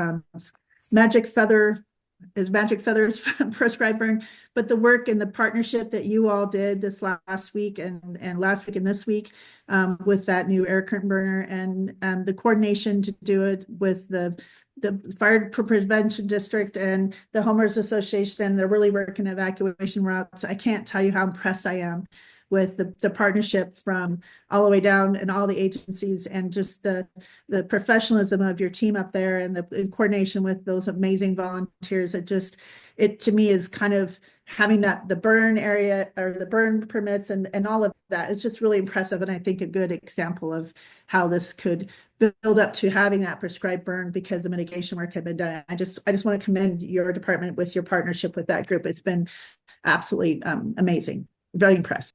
Thank you. I totally second all of that. Clyde Church had spoken up, so I want to give you the floor again. Thank you for waiting. Thank you. I'd just like to tag on to Commissioner Shattuck McNally's comment about air curtain burners. We've had one for, I think, 6 or 7 years. We're told by CDPHE when we permitted that we were too small of an application to need a permit, but they give us a number through the fire department. We've been using it on and off, and now we've got notice that we need a new permit. And I think if we could get the status of air curtain burners separated from pile burning for clarification, much safer method, lower smoke emission, much safer on the ground from a ember standpoint. That would accelerate many programs, I think, around the state. I don't think we're the only one that's waiting for CDPHE permit to move forward this season. It's been months. So that sounds like a thank you. issue. Yeah, thank you for that comment. Yeah. I think Vaughn wants to respond, and then I also, Dominique might know more about that because I feel like we had a discussion about that. But go ahead, Vaughn. Yeah, and I'm not the expert on this, but I do know that, you know, and again, like Jody said, we got that burner. Kind of our intent was to really put some focused resources and use that as a pilot project to show what it could do. So we're starting to see those results. But I do know last spring, due to, I think on the CDPHE side, Department of Health, they had a lot of change in personnel and some processes, but like DFPC, the U.S. Forest Service, I want to say Level and Fire Rescue, and there was another entity had problems getting those permits, and we were able to work with them and get over that. And now we're kind of starting to gain some traction, like Jody said. So if there's others that are having those issues, I could get them put in touch with some of my folks, and then we could talk with the Department of Health and hopefully straighten some of that out. Yes, please. You can give me a call back. Okay. Or email, either way. Cool. Any other questions, comments, ideas? Well, we will certainly keep everybody updated. I'm not sure, I didn't see in the timeline if there's an opportunity for the Forest Health Council to give feedback or just the Fire Commission, but maybe we can I think it's just the subcommittee, Katie, that was going to provide that, and then it was going back to the Fire Commission, and then I think we're getting that after. But I don't know, Dominique, is that on the plan to have more feedback from the Forest Health Council or just the Fire Commission? I think in a formal meeting and presentation like this, I don't think there will be another opportunity, but the subcommittee has kind of played with different ideas on how to continue gaining your all's perspectives through maybe either a survey or kind of a informal email with just here's what we have, and share your thoughts when you have the opportunity. Yeah, I think even that would be great. So we will keep everybody updated. Yeah, and thanks to everyone who's on this call, who's on that committee. Really appreciate all the work that we've been doing together. I'm really proud of where this is going and excited to see where it goes. So yeah, thank you. And I will not cut into any more of our break time. Great. Thanks so much for that great presentation, Katie and Jody, and everyone else for your thoughtful comments and questions. Let's take a quick break. How does a 7-minute break sound? And we come back at 10:50. Is that enough time? Okay, so we'll be back at 10:50 with Jody for the legislative updates. Thanks, everyone.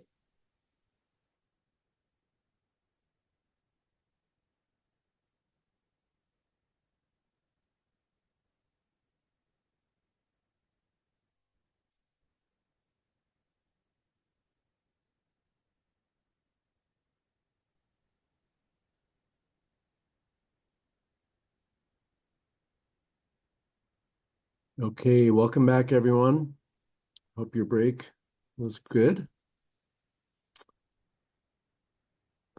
Once I see Jody back on, we'll turn it over to her for the legislative update.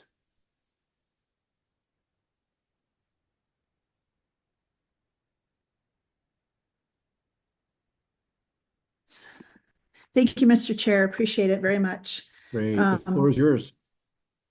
Thank you very much. First, want to just take a moment and thank all the steadfast members of the Legislative Committee. We meet every 2 weeks still, and we have great consensus and great conversations, and it's really the same full attendance of the full group that have been all along, and like Mr. Morgan and Julie and Pat Dorsey and so many more, and Katie and others. It's just been really great to have a consistent, hardworking group, and I want to just thank you all for your service on that committee. So just want to do a quick update. We've been doing a lot of conversations, but it's been for 2026 legislative priorities. So wanted to go back to our 2025 legislative priorities that were approved. We presented to the Wildfire Interim Committee back in, I think it was August, end of July, and that was very successful and well received. And we had really not a lot of questions, just one from new member Representative Basenecker about our priorities 2 and 3, and so therefore that moved forward, and our recommendations of 2 and 3, which if you remember, I'm trying to look worth.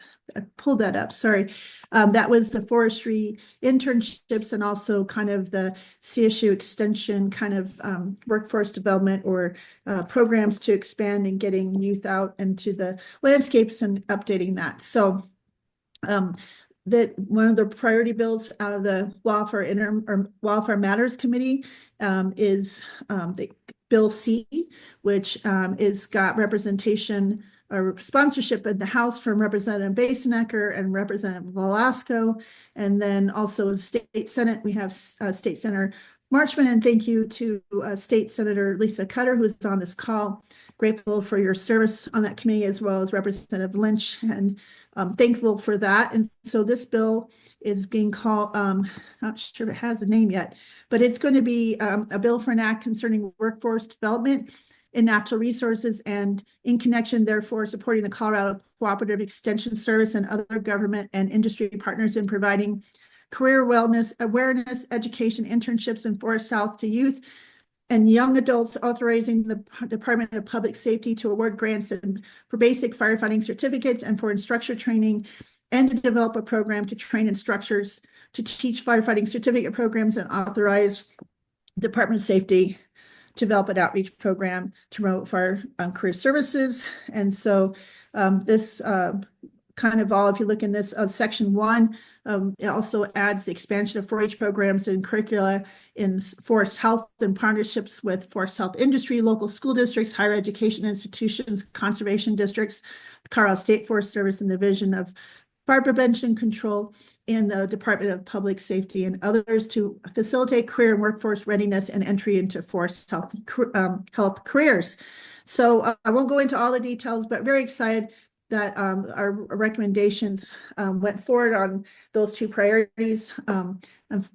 Fortunately and unfortunately, there's a price tag with that. We'll see how that is done. I know there's been some exploration, talk, and conversations between Extension and Colorado State Forest Service and DNR, so I just appreciate that. So I just wanted to kind of update that. I didn't know if Senator Cutter wanted to add anything since she's a sponsor on that bill now,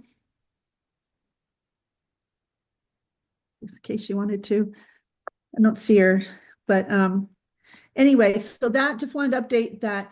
That was what from our 2025 legislative priorities, and very excited to see that go forward, because we really identified this past time that we wanted to again focus on workforce development, because we've kind of heard that again, so much along with what we're talking about now, which would be watershed protections and woody biomass. And so we've had, we've again updated kind of that timeline that we've started. I think we shared with the last couple of meetings, we went kind of back from when the budget process was and kind of backward plans, all of our meetings, when we needed to have meetings, when we have need presentations, when we need to deliberate and bring forward those legislative priorities. So if there was budget considerations but fiscal notes or things like that, that we could get that out sooner to departments and to kind of highlight potential items that are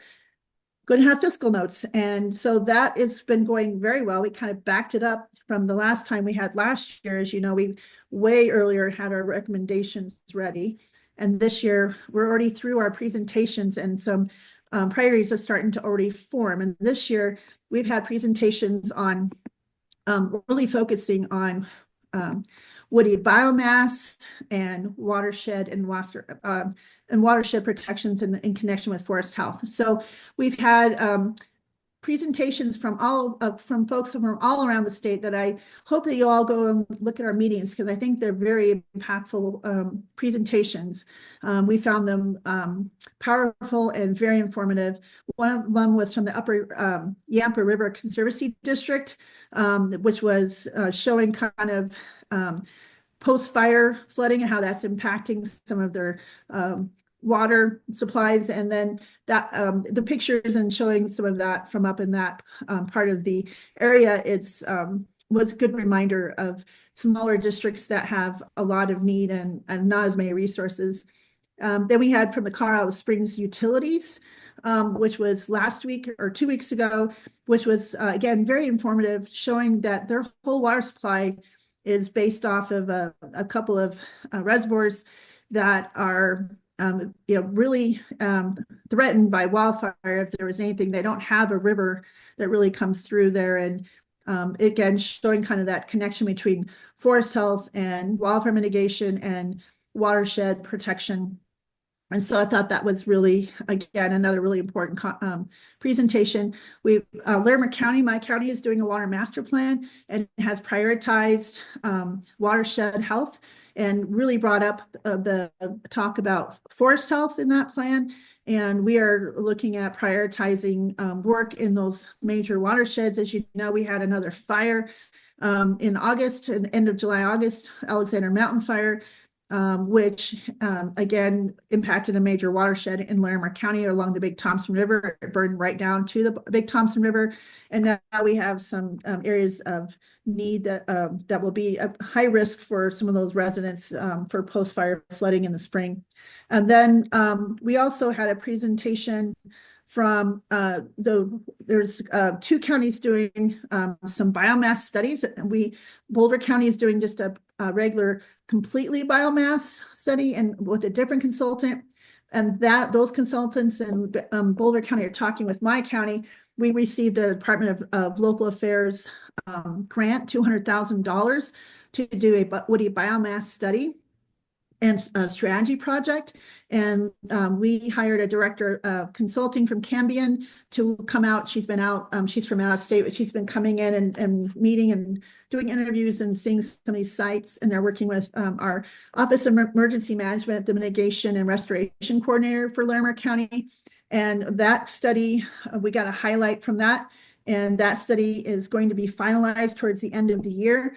And we'll have a menu of options, not just a study of that we need to do this, but actually a menu of options of treatment or actions you can take, and the cost and kind of most bang for the buck or low hanging fruit, and also big strategies overall that we're trying to accomplish here in Larimer County. We've had really great partnership. There's over a dozen people involved with that input. And so those are some of the things that we've been talking on. This tomorrow, Friday, on November 1st, is our last discussion meeting before our presentation meeting before we move on to our discussion on priorities and looking at that going forward. And what we have is kind of a panel discussion on shared stewardship, which We've heard a lot of that here today, and I heard that a lot with some of the local agencies about shared stewardship and how we work together and how we look at these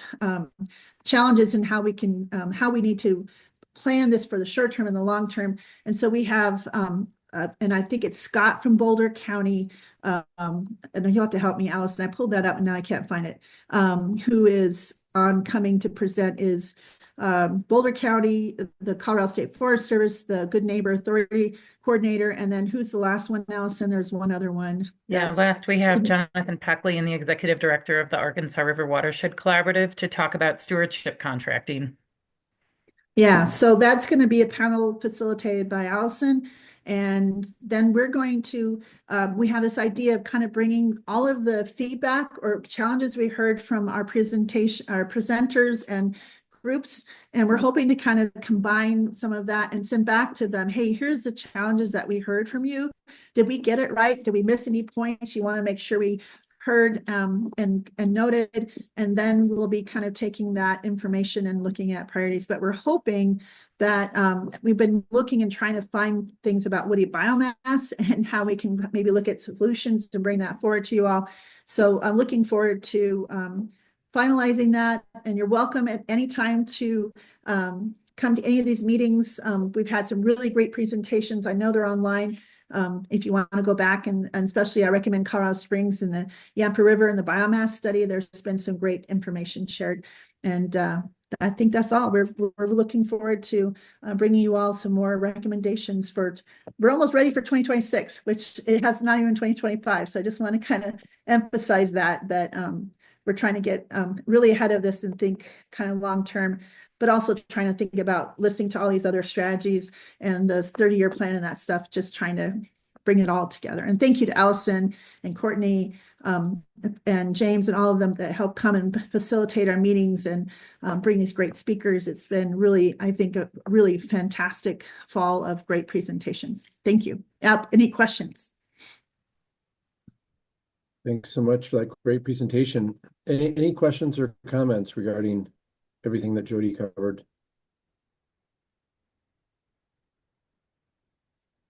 Okay. Seeing none, thank you so much, you and everyone that's on the committee. It's just tremendous work. Okay, next up, we have the Committee on Leveraging Resources update, and the chair of that is Katie McGrath Novak. So, Katie, I'll turn it over to you. Lots from me and Jody today. Yeah, so my update is going to be super short. The main thing that the Leveraging Resources Committee has been working on is the Forest Resilience Planning Guide, which I'm super excited about.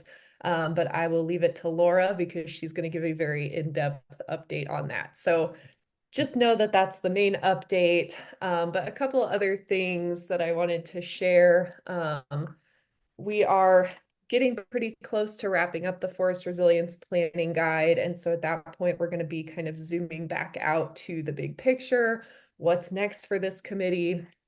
So I wanted to use this as an invitation to invite people, if you have resources to leverage, if you are looking for resources that you feel like are out there that could be leveraged better, come join us on this committee.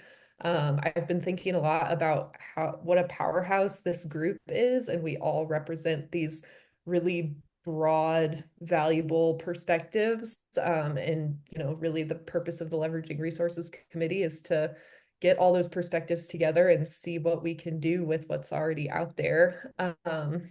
So just kind of an invitation. If you've got ideas or if you want to join us, please just shoot me an email or a message or anything like that. We're going to be making sure that the Forest Resilience Planning Guide gets used and shared and spread in all the ways that it deserves. We also are continuing to eyeball the Forest Tracker, which we've had a couple of presentations about in both the full group as well as the smaller committee group. So, just seeing where that's going to go and what opportunities there are to leverage that as a resource. I also mentioned earlier that I'm really interested in making sure that all of the Prescribed Fire Subcommittee and the Legislative Committee and this committee are all kind of aligned and working toward common goals. Interested in the regional partnership initiative. So anyways, we've got a lot of big ideas happening, and we'll be zooming back out to those once the Forest Resilience Planning Guide is taking up less of our attention. So that is really all the update. And I really just am excited to turn it over to Laura to give us the real update on the Forest Resilience Planning Guide work. Well, that's perfect, Katie. Thanks so much for you and the committee's great work. And we actually have Laura from CDR and Associates up next to really share with us the results of this great work. And before Laura, I turn it over to you, I also want to thank the Colorado Forest Restoration Institute and the State Forest Service for helping to fund this guide as well. So big thank you. So Laura, let me turn it over to you now. Thanks. Thanks for the introduction, Katie and Dan. I'm also very excited to share today about the Colorado Forest Resilience Planning Guide. It's been a very collaborative effort about how to facilitate collaborative efforts. So I'm excited to kind of dig into the details with you all today. Let me just get my sharing screen set up. And Courtney, if this doesn't work, I will look to you to share for me, but I think it's working. Awesome. So again, thank you for the opportunity to present this planning guide overview to all of you today. It's been really exciting to hear about the outdoor strategy and the prescribed fire strategy this morning, because I can really see how those will be great resources to kind of slot into the process that this planning guide presents for collaboratives to think about forest resilience. I'm going to start off today by talking about the outreach and development that went into creating this guide before diving into an overview of the guide's purpose, its audiences, and the 15 actions within the guide that it outlines. And then I'll close out with some final steps of getting this thing to the finish line before opening it up to questions and discussion to the fuller group. So starting with guide development, this has been, like I said, a collaborative process in itself. It was kicked off by the 2023 recommendation from this council, really heavily inspired by the usefulness of the post-fire playbook and wanting to kind of think about planning pre-fire and also incorporating forest health. So really pulling forest health, wildfire, and planning into this holistic view and process for forest resilience planning. In the early part of 2024, the Leveraging Resources Committee gathered a team. I'll walk through exactly who's on that team in just a moment here. And then in spring and early summer, we launched an outreach campaign to potential guide users to understand how this could be most useful to them and really focus in on addressing challenges that potential users would be facing in the development of this guide. And so through the summer and early fall, we dove into development. We had some opportunities for feedback along the way. We shared the guide with the council earlier this month to get some feedback from you all, and also had the opportunity to get some feedback during the Colorado Forest Collaborative Network Summit in September. And we are looking forward to release. It will ultimately live on the Colorado State Forest Service website in just a few weeks. So I'll walk you through a little bit more about that process. The development team is made up of the Colorado State Forest Service, so that's Christina Burry and Diana Selby, the Department of Natural Resources, Courtney Young and Allie Lurch, thanks for being involved there. The Colorado Forest Restoration Institute, Brett Woke and Chaska Huawaka have been really integral in supporting this. And Katie McGrath Novak from the Colorado Forest Collaboratives Network, all steering this process of developing this guide, making sure all of that very rich and different expertise is represented throughout the different actions here. And then myself, Laura Hickey from CDR Associates, and my colleague Lily Perot from ERO Resources have been helping with the outreach and coordination on this guide. So again, just want to take a moment to thank the Colorado State Forest Service and the Colorado Forest Restoration Institute for the funding to support this, and for the opportunity to be part of it. And everybody on the team. I know it's been a lot of work, so thanks. In our outreach, the goal was to understand what resources would really influence collaborative planning processes for the people who would be using the guide. So these are, we gathered over 90 participants from 40 unique organizations representing county commissioners, watershed groups, forest collaboratives, different state agency folks, different county agency folks. It was a really diverse group of people that we were excited to engage and learn from, really about what do you look to, what do you consider, what kind of factors really influence your collaborative planning processes, and what holds them back as well. We did this through a couple of focus groups, a few key interviews. I mentioned this in the chat earlier. One of those key interviews was with Julie Shapiro to understand how the Colorado outdoor strategy plugs into this as well. So again, it's really exciting to just see how all of this works together. And I would just commend the Forest Health Council for kind of being the guiding star in that, of making sure these are all working in tandem. And an online survey, which was pretty successful in getting even more folks who couldn't make it to a focus group or didn't have time for an interview. So from that outreach, we really heard that issues to collaborate around for forest resilience include wildfire mitigation, watershed health, climate impacts, and community health. Some of the barriers to collaborating around forest resilience included data, just the scope of data, aligning data across different parts of the landscape, the people, technical, and funding limitations, and then challenges once diving into these collaborative endeavors was facilitating those processes and understanding how to collaboratively monitor and evaluate any of these forest resilience or forest management strategies. And so we took this outreach and these takeaways to really heavily influence what the planning guide focused on, building resources and tools around. Again, really want to make it user-friendly, user-focused. And we were able to share the draft, some iterations of the draft guide. Again, it's in September at the Colorado Forest Collaboratives Network Summit. Got really great feedback. We had kind of some almost another set of focus groups, but like rapid fire focus groups, where we heard that it's really important to balance both planning and implementation.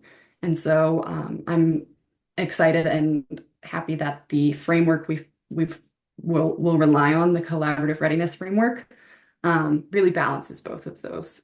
And in October, again, we shared a draft and a survey with the council to get some feedback on how it's shaped up. So that's a lot about how everything was put together. And this is, I know, the most exciting part, to get into the guide itself.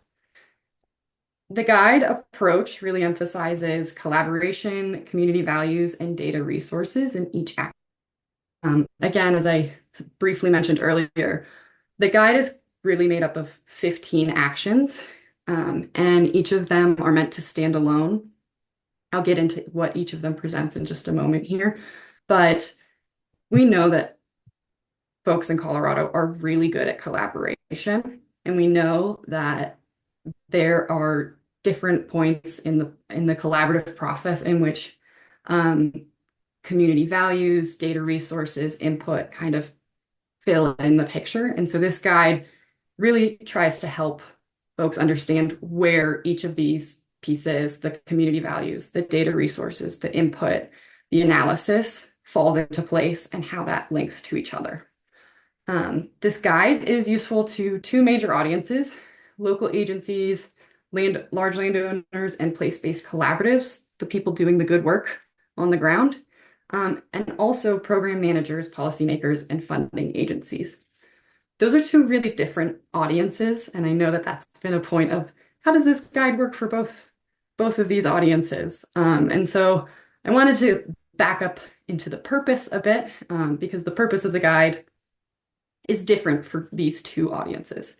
For those local agencies, large landowners, and place-based collaboratives doing the work on the ground, this guide can help improve forest management coordination at the county and larger scale. It can definitely help folks at a smaller scale, but the scope that is really focused on for this guide is county to multi-county and tribal nation scale. It also will help identify how to make collaboration more robust and resilient. So, like I said, we heard in the outreach that a big challenge was how do we make the collaboration piece work so that the implementation piece is really reflective and really coordinated and really holistic. So this guide presents a framework, some actions, processes, and tools to make that collaboration, again, more robust and resilient. And lastly, a huge piece of this guide is from the Leveraging Resources Committee, how to more effectively leverage resources. So by collaborating and understanding a bigger operating picture, how can resources be leveraged across a landscape that is beneficial in kind of that multi-benefit way that Ali mentioned earlier, of that's such a huge priority to all agencies in the state. So that's that first audience. Those are the folks who are going to dive into the guide. They're going to pick up the tools. They're going to use them. They're going to work with their collaborators. And then for program managers, policymakers, and funding agencies, diving into the guide to just learn about collaborative planning approaches that forest resilience managers might be looking to use can help inform program and policy development. Again, know where there's what capacities and expertise and at what point in the process they're needed can help you inform, okay, we know the people doing the good work on the ground, they really need planning funding at this point. They really need implementation funding at this point. And we know that they're there because they've provided all these products, and the resilience guide kind of outlines how to get to. So hoping that can help direct the resources to where they're most needed, when they're most needed. And lastly, just helping to more effectively communicate with practitioners on the ground and vice versa. So one of the steps is communicating progress and challenges. And so we want to make sure that there's really clear venues and formats and approaches to talking to the people doing the work and talking to the people who can provide those critical resources so that more good work can be done.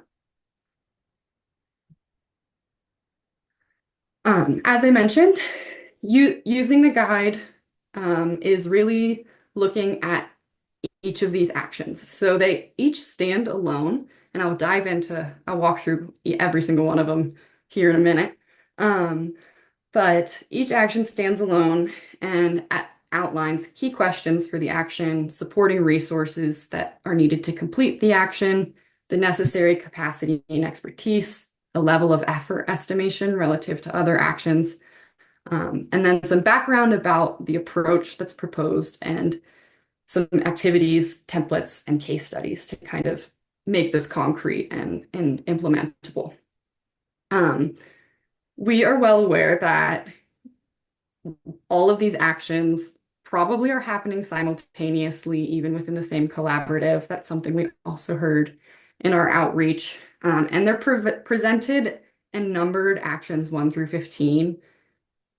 If you follow them linearly, that's great. But really what we want this guide to be is something where someone can dive in at any action without feeling like they have to do any of the other ones preceding. They all help each other, but we wanted folks to be able to identify which ones would be the most helpful to them, dive in and take that action solo, and also see how it fits in the bigger picture. So many references and resources are referenced in the guide. I just pulled out a few here that are frequently referenced. So the Colorado Forest Atlas and the Natural Resource Grants Database from the Colorado State Forest Service, and also the Forest Tracker, another Forest Health Council endeavor. Those are really frequently referenced because they are really great resources of understanding data, priorities, and resources at a state level. The Colorado Post-Fire Recovery Playbook, again, as an inspiration for this planning guide, is also mentioned. And throughout the guide, we refer a lot back to the National Cohesive Wildland Fire Management Strategy. So while the Forest Resilience Planning Guide really speaks mostly to resilient landscapes, again, back to that holistic thinking and that reminder of planning with multiple benefits,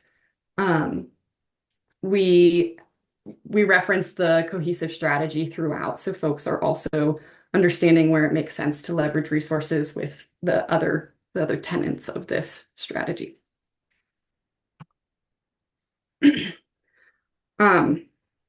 So into the guide, we have used the collaborative readiness framework as the framework for this planning guide.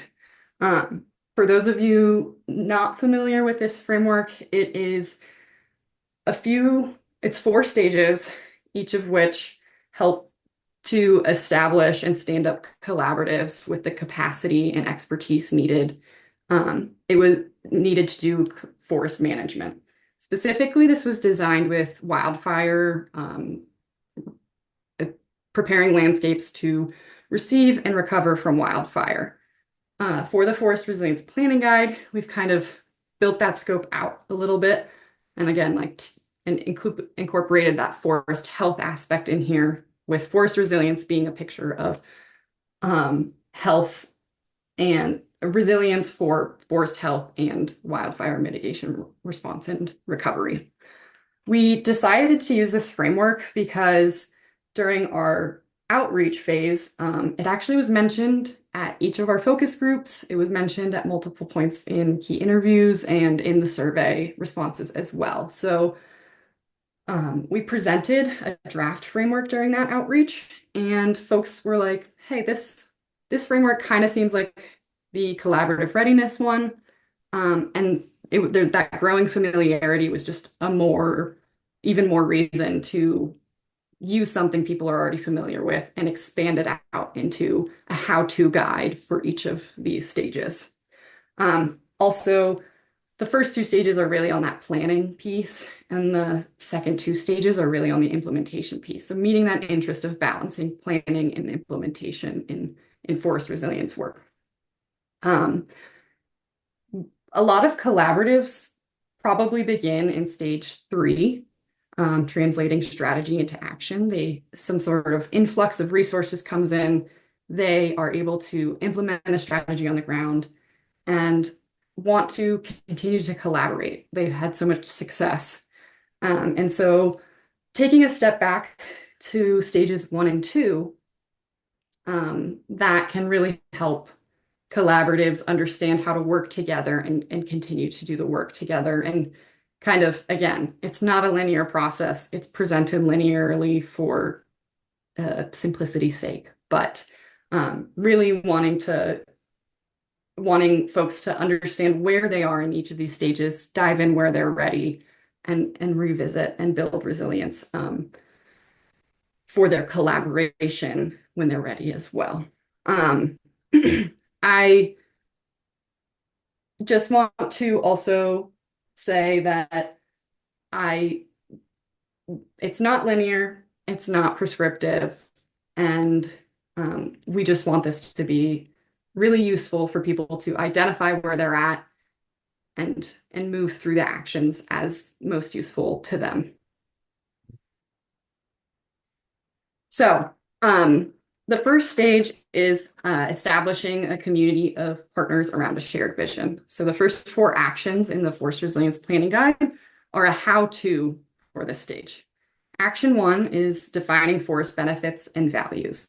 This is where folks can defined what forest resilience means for them and their landscape.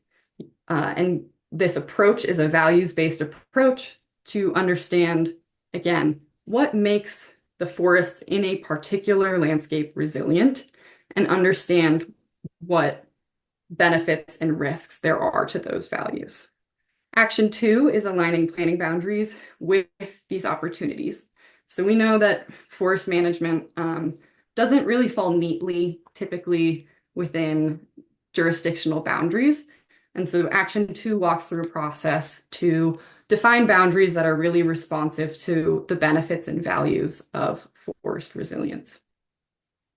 And then Action 3 walks through a process to gather collaborators and understand how you want to work together. So a group of collaborators is going to look really different depending on the values, the boundaries, and the vision that exist. And so this is, again, a high-level process, not prescriptive of who to include, but who to consider and how to gather those folks. And Action 4 is developing a vision of forest resilience. So this is bringing those collaborators together to decide, what does forest resilience look like in the particular planning landscape that is of interest. So again, Actions 1 through 4, they work kind of linearly, but you can dive in where it makes sense for your collaborative. And this first stage is really setting those values, the scope, the geographic scope, and identifying kind of the leadership in your collaborative forest resilience planning. And I think the biggest thing here too is also this process allows collaboratives and practitioners to define forest resilience for their own landscape. We want it to be really intentional, not to define forest resilience for anyone, and rather present a process and a framework within which folks can define that for themselves and make sure that their strategies and implementation are all focused on those unique landscapes and the values within them. So the resulting products from completing the actions in this stage, again, really set you up as the foundation of a collaborative focused on planning for forest resilience in a specific landscape. The next stage is to translate that vision into strategy. We know that this stage is really challenging for folks based on the outreach that we conducted. The how-to do this contains 5 actions. The first is to conduct a forest resilience spatial assessment. This is really heavily inspired by the RADS process. A case study that's outlined in this action is the Envision Chaffee County process to understand, where are the risks on our landscape? Where are the values on our landscape? Where has prior work been conducted? And how that can inform future strategies and collaborative work. Action 6 is brainstorming mitigation response and recovery strategies. So not only coming up with new ideas, but an approach that says, why don't we look at other plans and kind of mine strategies from things like a community wildfire protection plan or a wildfire ready action plan, and see what falls into the scope of this forest resilience planning so we can have those multi-benefits and really leverage resources from these different programs. Action 7 is about building community awareness and going back out to the community and understanding, how can they be informed, how can they be involved, and how can the public really collaborate and understand these strategies, really build a lot of momentum beyond just the managers. Action 8 is about establishing measurable objectives. So really leaning on SMART goals and matching those with indicators that can be monitored throughout the process of implementation. And Action 9 is to prioritize those mitigation response and recovery strategies based on objectives, based on those values, and based on the spatial assessment. So really, again, pulling that data, pulling the input and pulling the implementation all together in that prioritization process. The resulting products from these is just a very rich portfolio of information to move forward into implementation. And so that's exactly what stage 3 is in the collaborative readiness framework. It's translating that strategy into action. And so our how-to on this includes 3 actions. The first is action 10, activating strategies and communicating progress. So this talks through how to have discussions around implementation plans and progress reporting within your partnership. Action 11 talks about securing resources for implementation. So really identifying what capacity and expertise is needed for the strategies that you've prioritized, and talks through the joint funding applications and administrative agreements to make sure that that collaborative piece is really honed in as you secure these resources. Action 12 talks about monitoring implementation and really introduces adaptive management frameworks and strategies, and prompts people to think creatively about how implementation is monitored in a way that can be communicated again back to their partners, to the public, and to those policymakers, program managers, and agencies. The resulting products of this phase are it's the work on the ground, pilot projects from these collaboratives, some format to update projects, partners on project progress, implementation plans, funding allocation agreements, and progress and monitoring reports. And then the last stage is adapting and sustaining the momentum that's been built. So action 13, and this is presented through 3 actions, the first of which is practicing adaptive management. So this action walks through an approach to conduct adaptive management workshops. Let's look back at the monitoring and evaluation that we thought about in previous actions, and decide if they're meeting our objectives, and if they're not, what turns and changes can we make to make these strategies better meet our objectives that we set out. Action 14 is communicating the results and challenges. This is really focused in on that piece of communicating between the practitioners and the policymakers. It gives a few options of presentations, a template for a memo, to really speak clearly, concisely, and in an action-oriented manner between both practitioners and policymakers. And the last action, action 15, is a check-in on long-term collaboration capacity. So this walks through a situation assessment about that collaboration and partnership. It helps folks look, how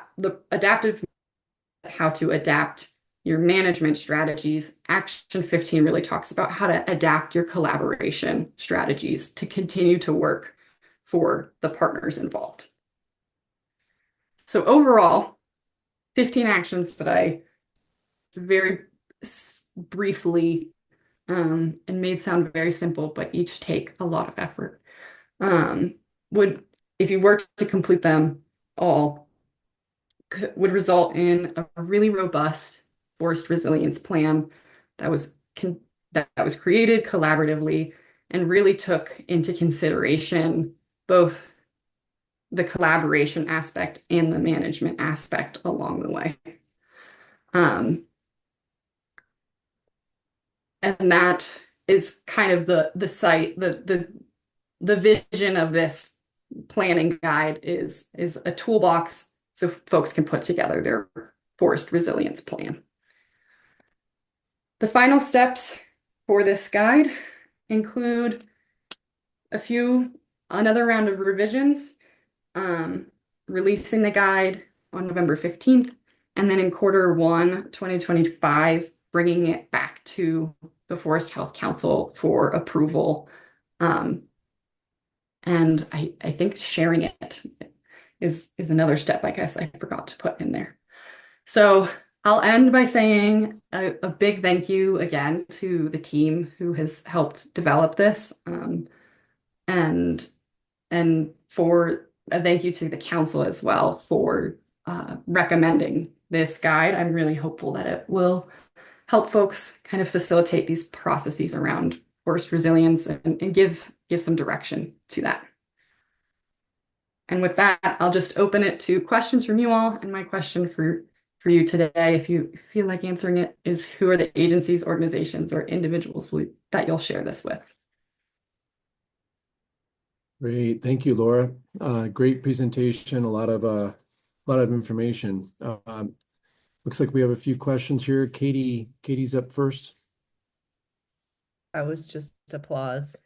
Oh, okay. Okay. Any questions? Yeah, Mark Morgan. A comment on part of it. I was really excited to see your item 14 about essentially the assessment in that's usually the point when you learn the most, and that assessment, like in the Best Management Practices Act with forestry, that review after the fact, I I think it's real important that that's very clear-eyed and very critical, because oftentimes you learn more from your mistakes at first than you do even from some of your successes, and the ability to honestly share those prevents other people from making the same ones, or they compare the same ones and they find things that are successful. So I was really heightened to see that 14 in your action report there, the 14th step, because I think that's probably one of the most useful that you can have. And I think that after action, whatever you want to call it, review, and I think maybe within your format, you should have some kind of formal group or committee that reviews these different collaborative efforts. I think it would help a lot. Thanks. Yeah, Thanks, Mark, for that comment. Okay, other comments or questions?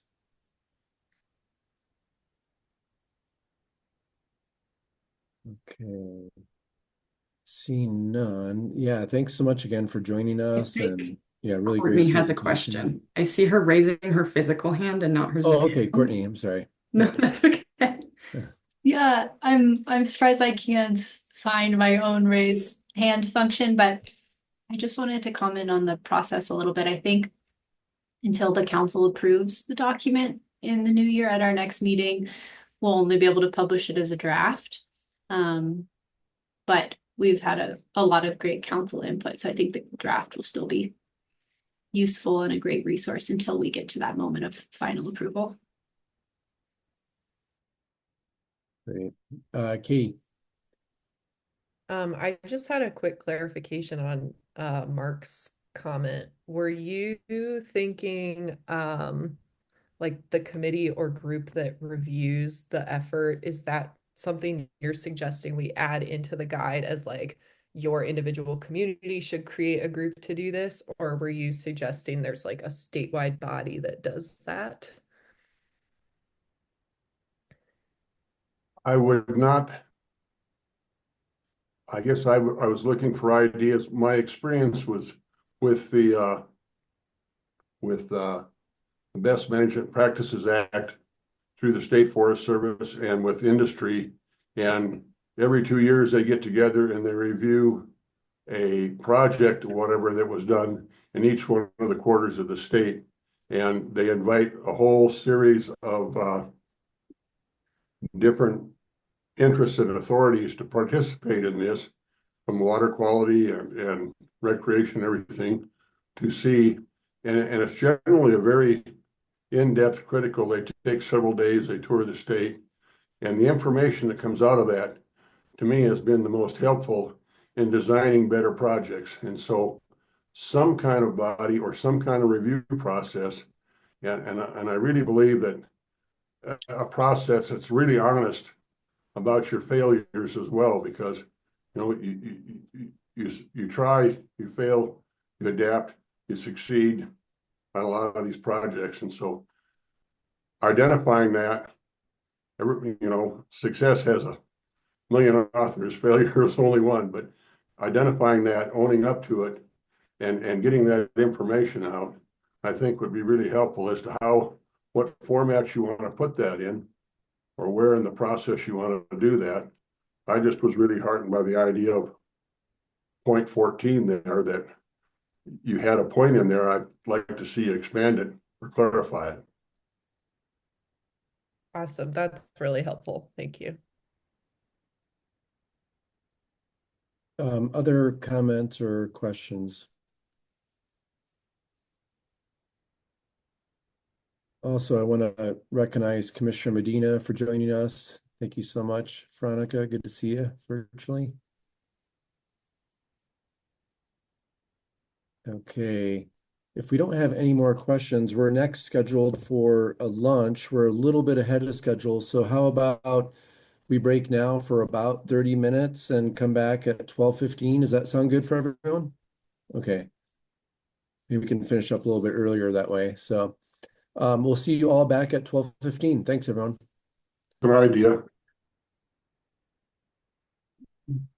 Okay. Hey, welcome back, everyone. Hope you had a quick lunch. You're able to scarf down some food, have some energy for the next round of our meeting here.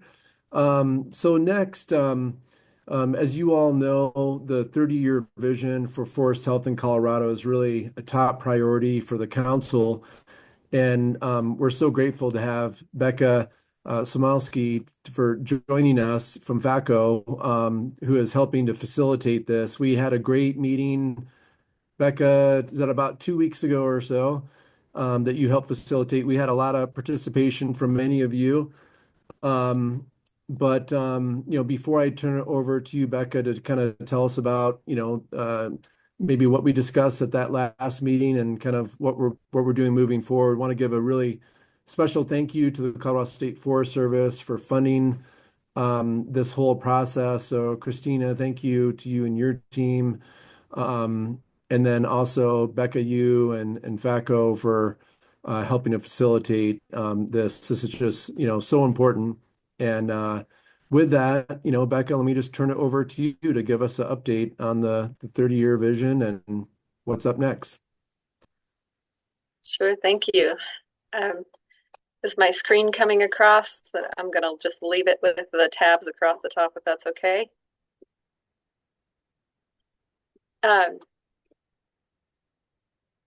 Hopefully you can all see that. Yeah, thanks for having me back. And my purpose in being here today is to just provide a little bit of an update for folks who maybe didn't make it and to catch you up on next steps.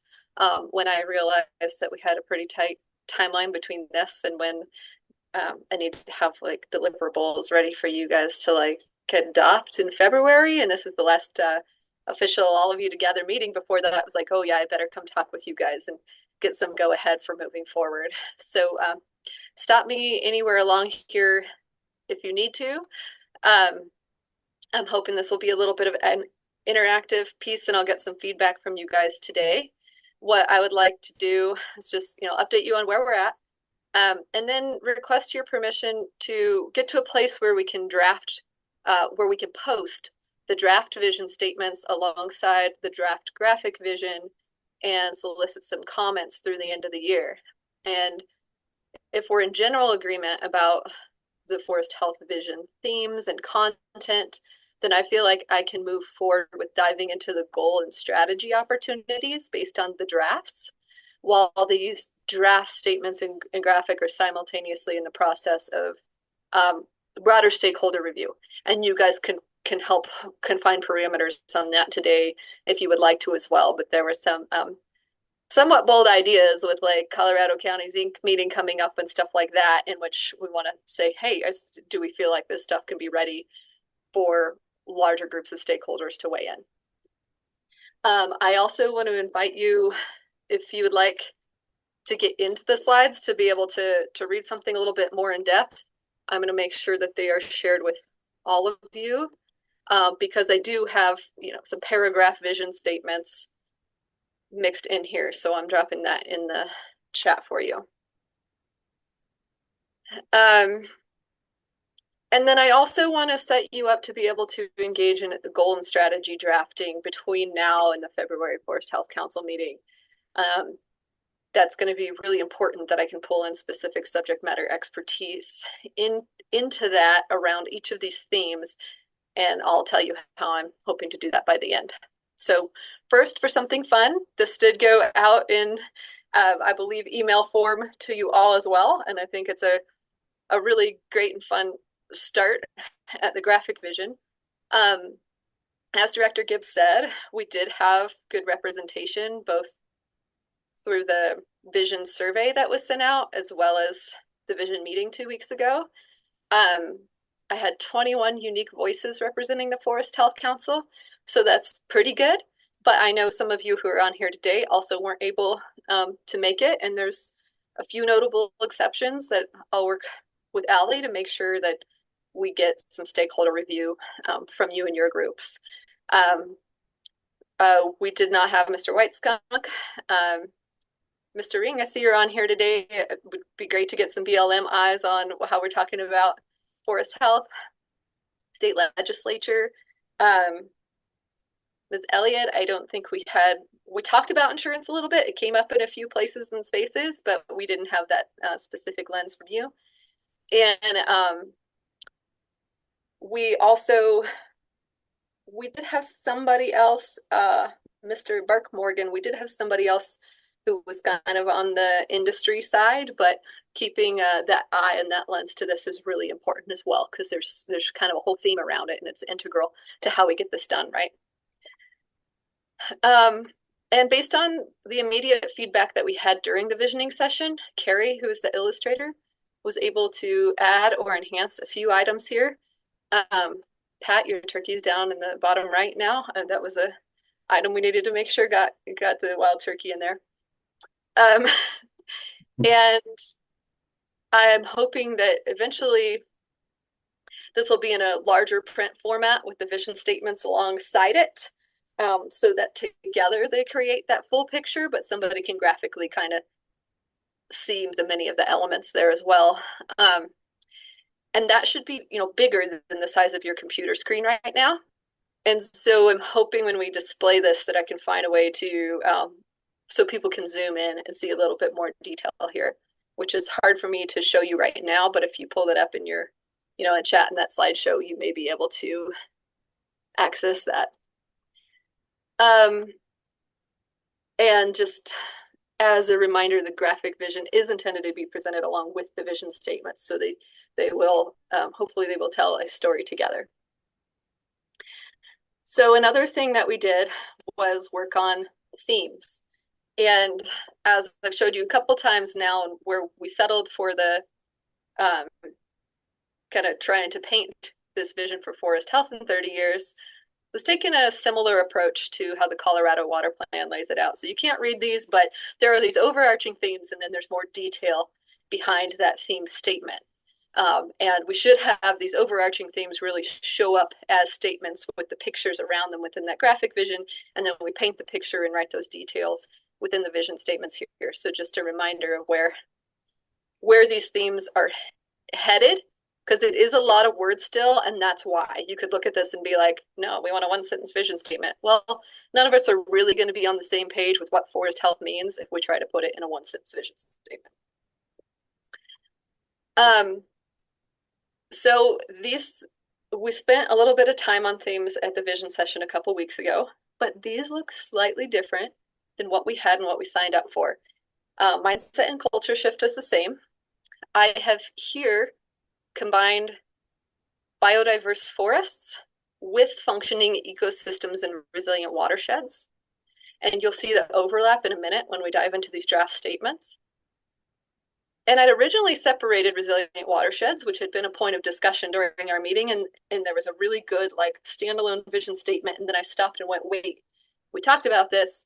If we have that as a standalone theme, then I feel like we're stepping all over the water plan's toes, right? We don't need to go and be creating short-term goals and strategies for resilient watersheds outside of what we're already doing within the bigger picture of functioning forests. And so those ones kind of came together, and you'll see several slides with statements that pertain to them that will need to be integrated further. Fire adapted forests and communities. This is kind of getting to the fire piece across landscapes and communities. And that one's the same. Cross-boundary collaboration is the same as what we worked on a couple weeks ago. And diverse, consistent funding in forest product markets is a whole mouthful of a theme that I'm not sure if we can whittle that down any more than that, but we have a couple people who I think are willing to help with that and make sure that it works the way it needs to. Before I leave that and go into the statements, does anyone have any questions so far?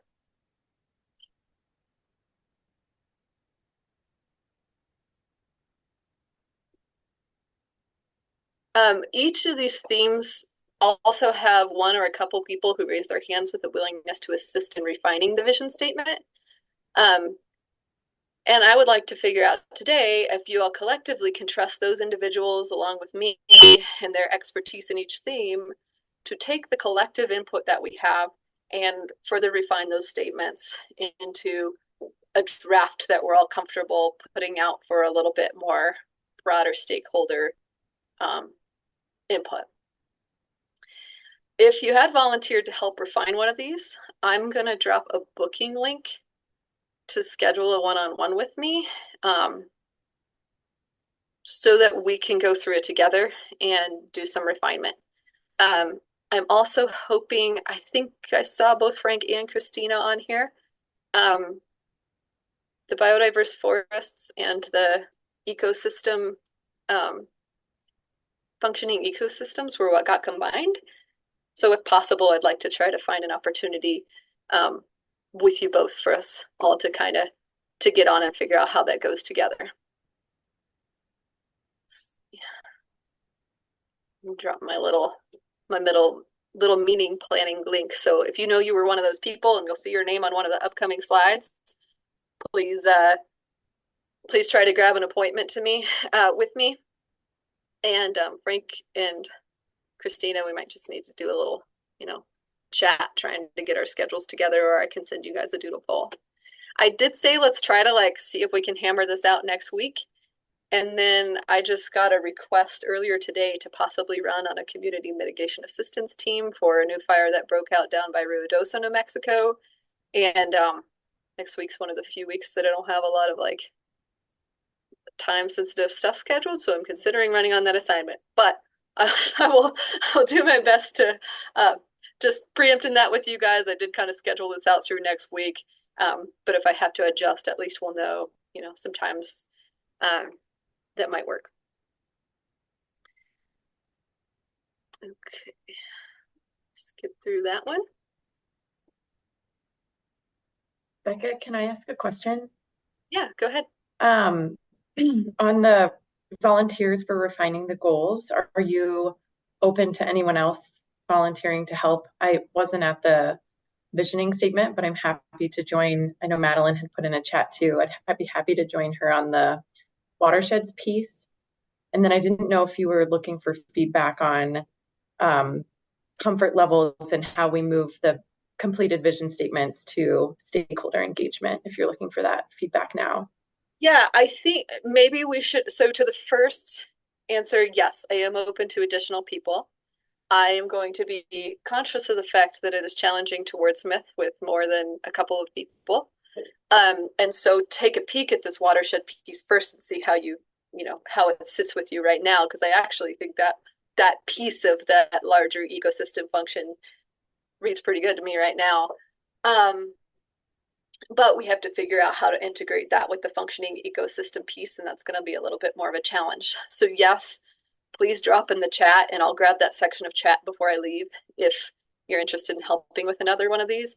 And then you'll also see on these slides who already raised their hand for it. So if you're like, oh, great, Pat's got it, and you're comfortable with that, then great. And hopefully these slides here will give you a taste of kind of where we're at so far. I feel like most of them are still a little bit long, have a few extra words in them perhaps, and are maybe not as visual language as we would like in a few cases, but they're getting close. So that's your first answer. I'm thinking we should run through these different theme statements real quick and then get the sense based on where it's at and the volume of information as to your gut checks on next level stakeholder review. Does that sound okay? Perfect. Thank you so much. But that is the intent is that we would have these now kind of 5 vision statements is what I'm thinking. I do see potential that some of the like culture shift and collaborative cross-boundary collaboration, there's a little overlap there, which one is like Colorado Public, how are you viewing your role in the forest? The other one is like, hey, agencies and partners, how are we working collectively together?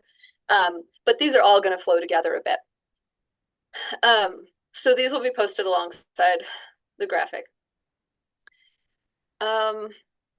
So here's the first one around mindset and culture shift. It's been up a while. Would you guys like me to vocalize all of them, or if you had a chance to read it?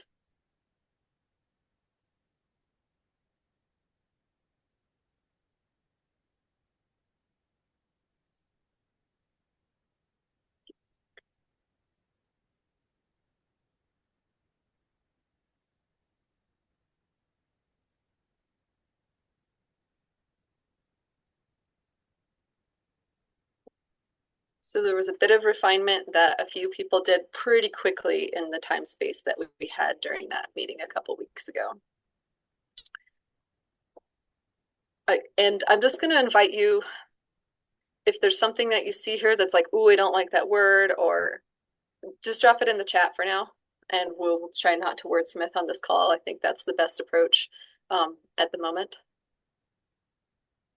Biodiverse forests. Colorado forests represent a natural mosaic of growth and disturbance, with post-treatment stands also reflecting a range of species, ages, and sizes, in an arrangement that's site-adapted and resilient to future disturbances and a changing climate. These biodiverse forests have complex composition and structure, providing vibrant habitats with abundant wildlife signaled by singing birds. Clean, plentiful water flows from these forests. Here's where you're going to start seeing hopefully some overlap between these three. Colorado leads the nation in valuing its forests for the full range of ecosystem services they provide.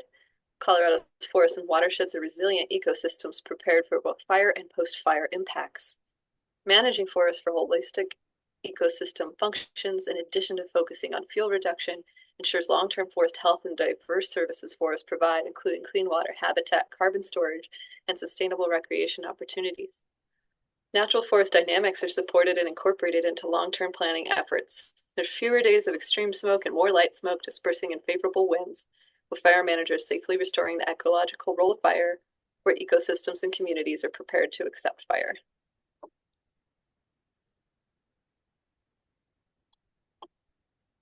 Colorado's forests continue to serve as our largest reservoir. As the snowpack and high elevation forest slowly melts, it's filtered through soils, recharging groundwater, filling reservoirs, and flowing downstream to farms, ranches, cities, and industrial users. Strategic forest and watershed management creates thriving biodiverse forests and watersheds resilient to wildfire, drought, and climate change. These healthy landscapes ensure clean air, reliable water, and safe communities while supporting the state's natural beauty and economic vitality. I'm sure you guys are hearing a little bit of the overlap between these as I go through these last three.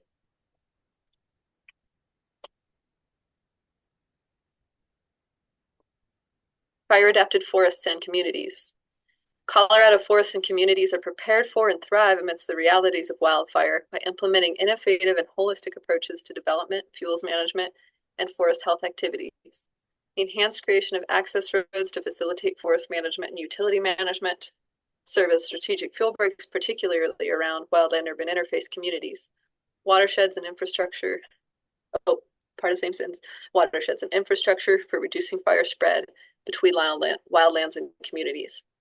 Through an enhanced ecological balance and reduction of threats and impacts to citizens, communities, infrastructure, watersheds, forests, and firefighters alike will ensure that our forests and communities coexist safely with fire, enabling the return of fire's vital role in fire-adapted environments, reducing forest type conversion, and active forest regeneration. Some room for refinement, but I have to get, like, in the amount of time we had, I'm just going to say, like, people were trying to pull in a lot of ideas into one space. And some of those ideas went from one theme to the other, right? So that's why we have folks assigned to hop in here and refine a little further.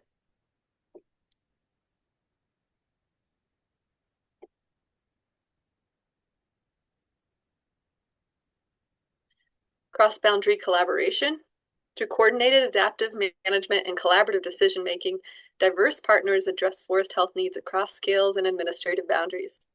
Programmatic and landscape level planning and environmental analysis enable nimble implementation in Colorado's publicly managed forests. State programs actively and equitably support healthy forests and fire-adapted communities by creating a culture of collaboration, removing internal agency barriers, building capacity, and sharing resources across sectors.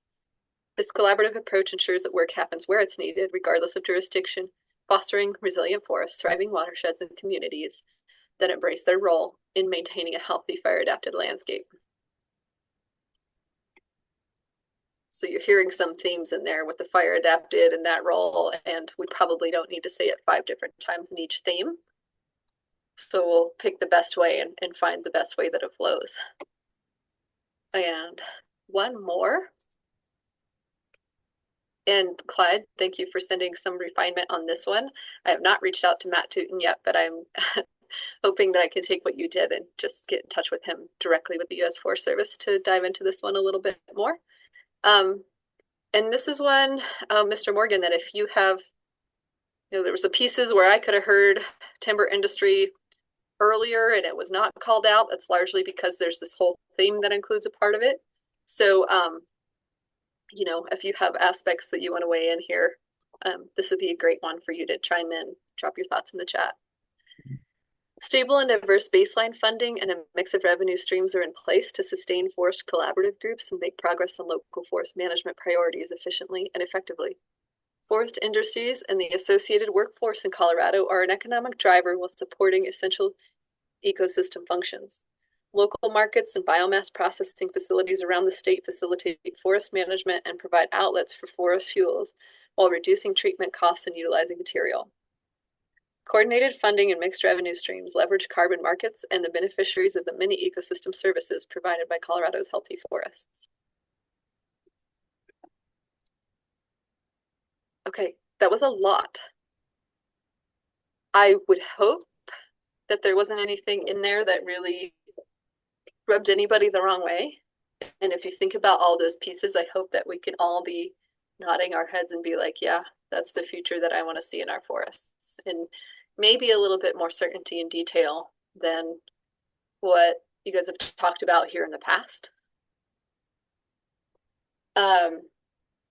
And so getting Amy to the stakeholder piece of what I hope to do with these, and my question as to, can I get you all's permission to move these forward with the people who signed up in the chat today and who already said they would help with these, to wean it down and send you guys, I would definitely like to send it as a complete package to you first of like, hey, is this ready to go out to review, of course, so you can see the flow.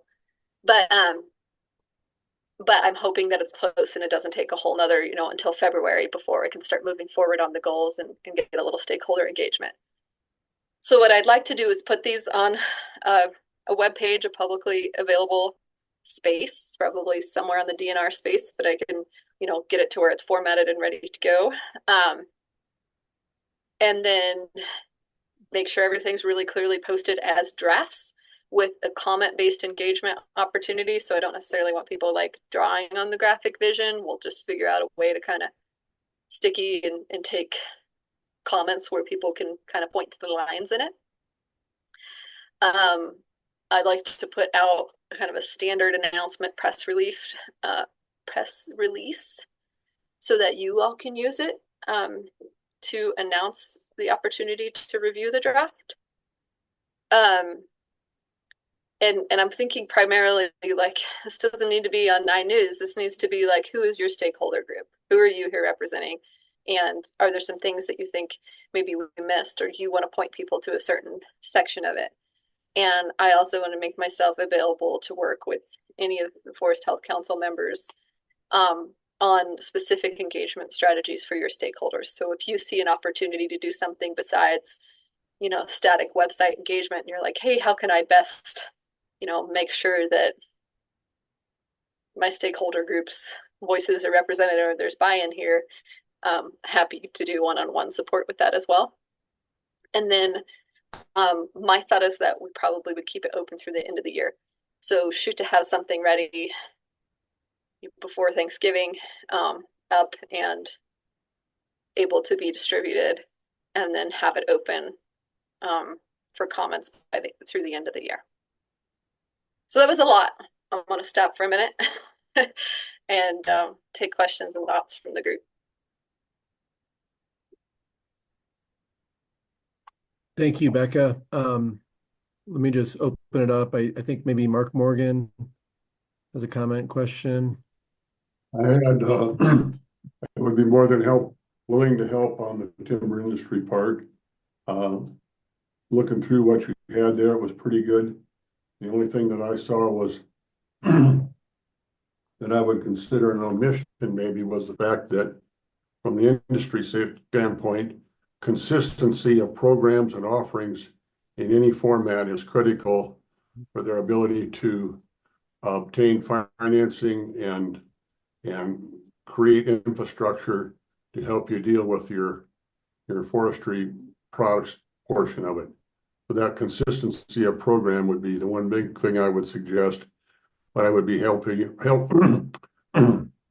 perfectly willing to help you with it in any manner that you would like. So great, thank you, appreciate that. Yeah, thanks, Mark. Okay, Amy Moyer.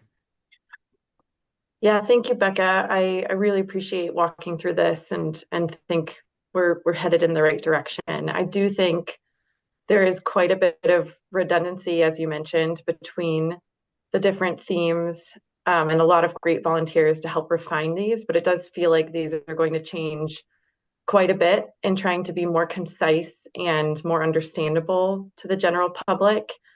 So I do think it would be helpful to figure out some mechanism for the full council to look at the final statements before they're put on the DNR website as draft for public comment, and appreciate your recommendation that we don't hold this until February to give our full sign off. So maybe the DNR staff might have some good ideas on how we could take one last pass on the full package together before it goes up for public review.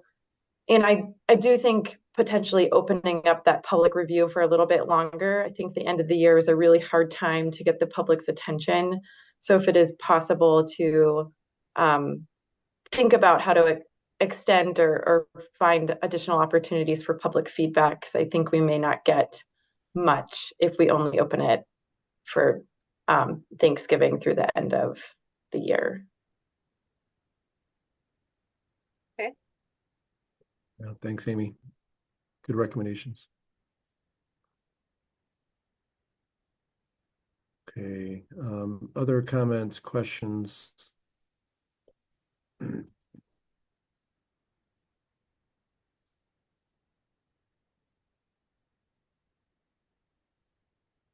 Yeah, but definitely think about, you know, the seat that you have and what stakeholders can weigh in and understand, you know, what's included in this, I think is important.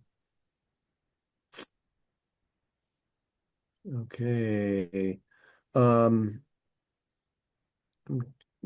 anything else? Yeah, I got a couple more quick pieces here. Okay, great. With just the next piece of that and kind of the timeline in terms of the end of the year, although I think we can still extend that. I just, you know, if there's anything big missing, I need to be able to make sure that I can kind of keep integrating comments that come in as they come in, maybe, because I want to make sure if there's an omission, like not having, consistency in our programs that support the timber industry, that to me sounds like space where there's probably a goal and a strategy around that in the short term. And if we get comments that are like that, like, oh, this is this big thing that we totally overlooked, that theme group may want to engage with. I don't want to wait until the last hour to miss the opportunity to get goals related to those items. That being said, the goals are short term. More will get added. I mean, this whole thing is like, this is y'all's vision, hopefully our collective vision, and things will change and things hopefully will evolve within the next 30 years as well, and especially how we do goals and strategies. So the goal and strategy development is going to be a fun piece. I am going to ask you guys to sign up today for goal setting working groups that you might want to initially be a part of. And I've set it up with those five theme areas in mind. So did anybody have any feedback after we went through that on the themes? Just kind of a gut check on whether those themes feel a little more refined than they did maybe last time we had this conversation. Hey, Becca, I just have some questions. I don't know if it's just coming at me really fast, but I'm just trying to digest like where we're at in the next steps. So we just went over the themes and like the statements around those themes. And I thought I heard where there was some overlap or like combination with watersheds and biodiverse forests, and that there would be a meeting with me and Frank about those themes and like the other individual theme leads about those vision statements. So is that something that needs to occur, or are we just on the themes and like those statements, or like what? Yes. Yes. So okay. This is the next step past that, and this is my hope to engage more of you all in getting into those and doing goal setting around basically like the basic content of the ideas that were in the vision statements you saw earlier today, when you're thinking like, oh, how do we get there? And so the link that I dropped in the chat for like to schedule a one-on-one with me is to refine those vision statements, including in your case to try to figure out how we merge a few of those. And then if those folks are meeting one-on-one with you, how are we going to share that information with this group to make sure like that they're okay with the refinements that we made? Yeah, and I think that's where Amy was going with it. And I think this has to be an electronic process, and I can work it out with some on what that looks like. But my thought is, we take that and probably mostly working with the staff team once we get the individual five theme statements to be like, oh, we said the same thing here and here. Let's take it out and put it here because it flows better with it coming first or coming later, and then putting that all into the package of illustrated vision statements that align with it, and sending that out. I'm expecting more just like an email that's like, hey, here's where we're at, any final feedback, things that are rubbing you the wrong way, things that were in there that got deleted along the way somehow that we need to make sure we don't miss. Okay. And then the goals and strategy development that you have up now, those are like separate working groups around the themes then? Is that okay? All right. Yeah. I think this is making more sense to me. I apologize if this is making sense to a lot of folks, but I need to like understand the steps in the process. So thank you for walking me through that. No, I think that's really helpful. And what you're seeing now is fresh information around like, how do we get there to that next piece? Because if we have, we've got this vision and we want to start putting some short-term goals and strategies to it. The easiest way in my mind that this is a proposal to you here now, is that I would work with smaller working groups around each of these themes to say, hey, let's get in there. What goals should we have? And this will be like probably run a similar timeline behind the vision piece. And timeline wise, that's something for me to, visit with staff about as well, in terms of our goals and strategies really going to be able to be refined and included by February. I think we had some flexibility around that in the conversations that I've had with Ellie and Courtney in the past, because we don't want to push it and have a poor product. So my suggestion is that we use these things as a way to kind of gather the right subject matter experts who can say, here's the info that we have. And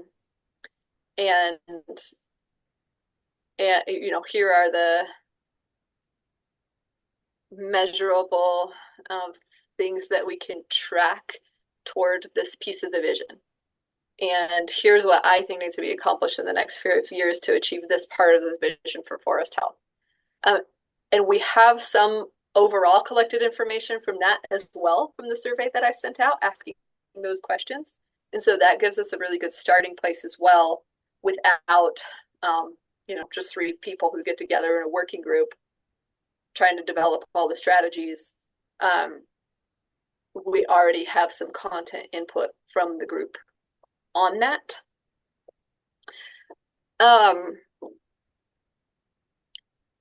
And so what I'm hoping is that if there's one of these areas that is like particularly exciting to you, and you're like, yeah, I know what the next thing is that we need to do on that, or I've got some ideas around what we need to do on that, this is right up my alley, that you put a check mark in, show you what it looks like. I think I can show the screen. I just have a contact list going for you all. I think it's alphabetical with the themes that were discussed earlier, and just put an X in for one of these or 1 or 2 of these that you'd be willing to be involved in a little bit more specific goal development outside of our regular time during a Forest Health Council meeting, right?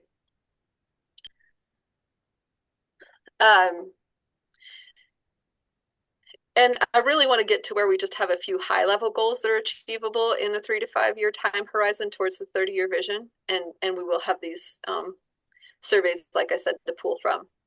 And then I'd like to make it a mostly virtual, well, all virtual processes. Meetings would be virtual, and then, but also give you guys space, set it up in a way that you can kind of weigh in whenever the time works for you in a window of opportunity to add to those goal ideas, right? So that we get some initial, sometimes it just helps to have that like initial straw man from a group who can put their heads together around what they're seeing and hearing, and then let the whole group look at it and be like, ooh, hey, yeah, we also need to do this, or actually, I don't think that will get us there, in a kind of asynchronous virtual way.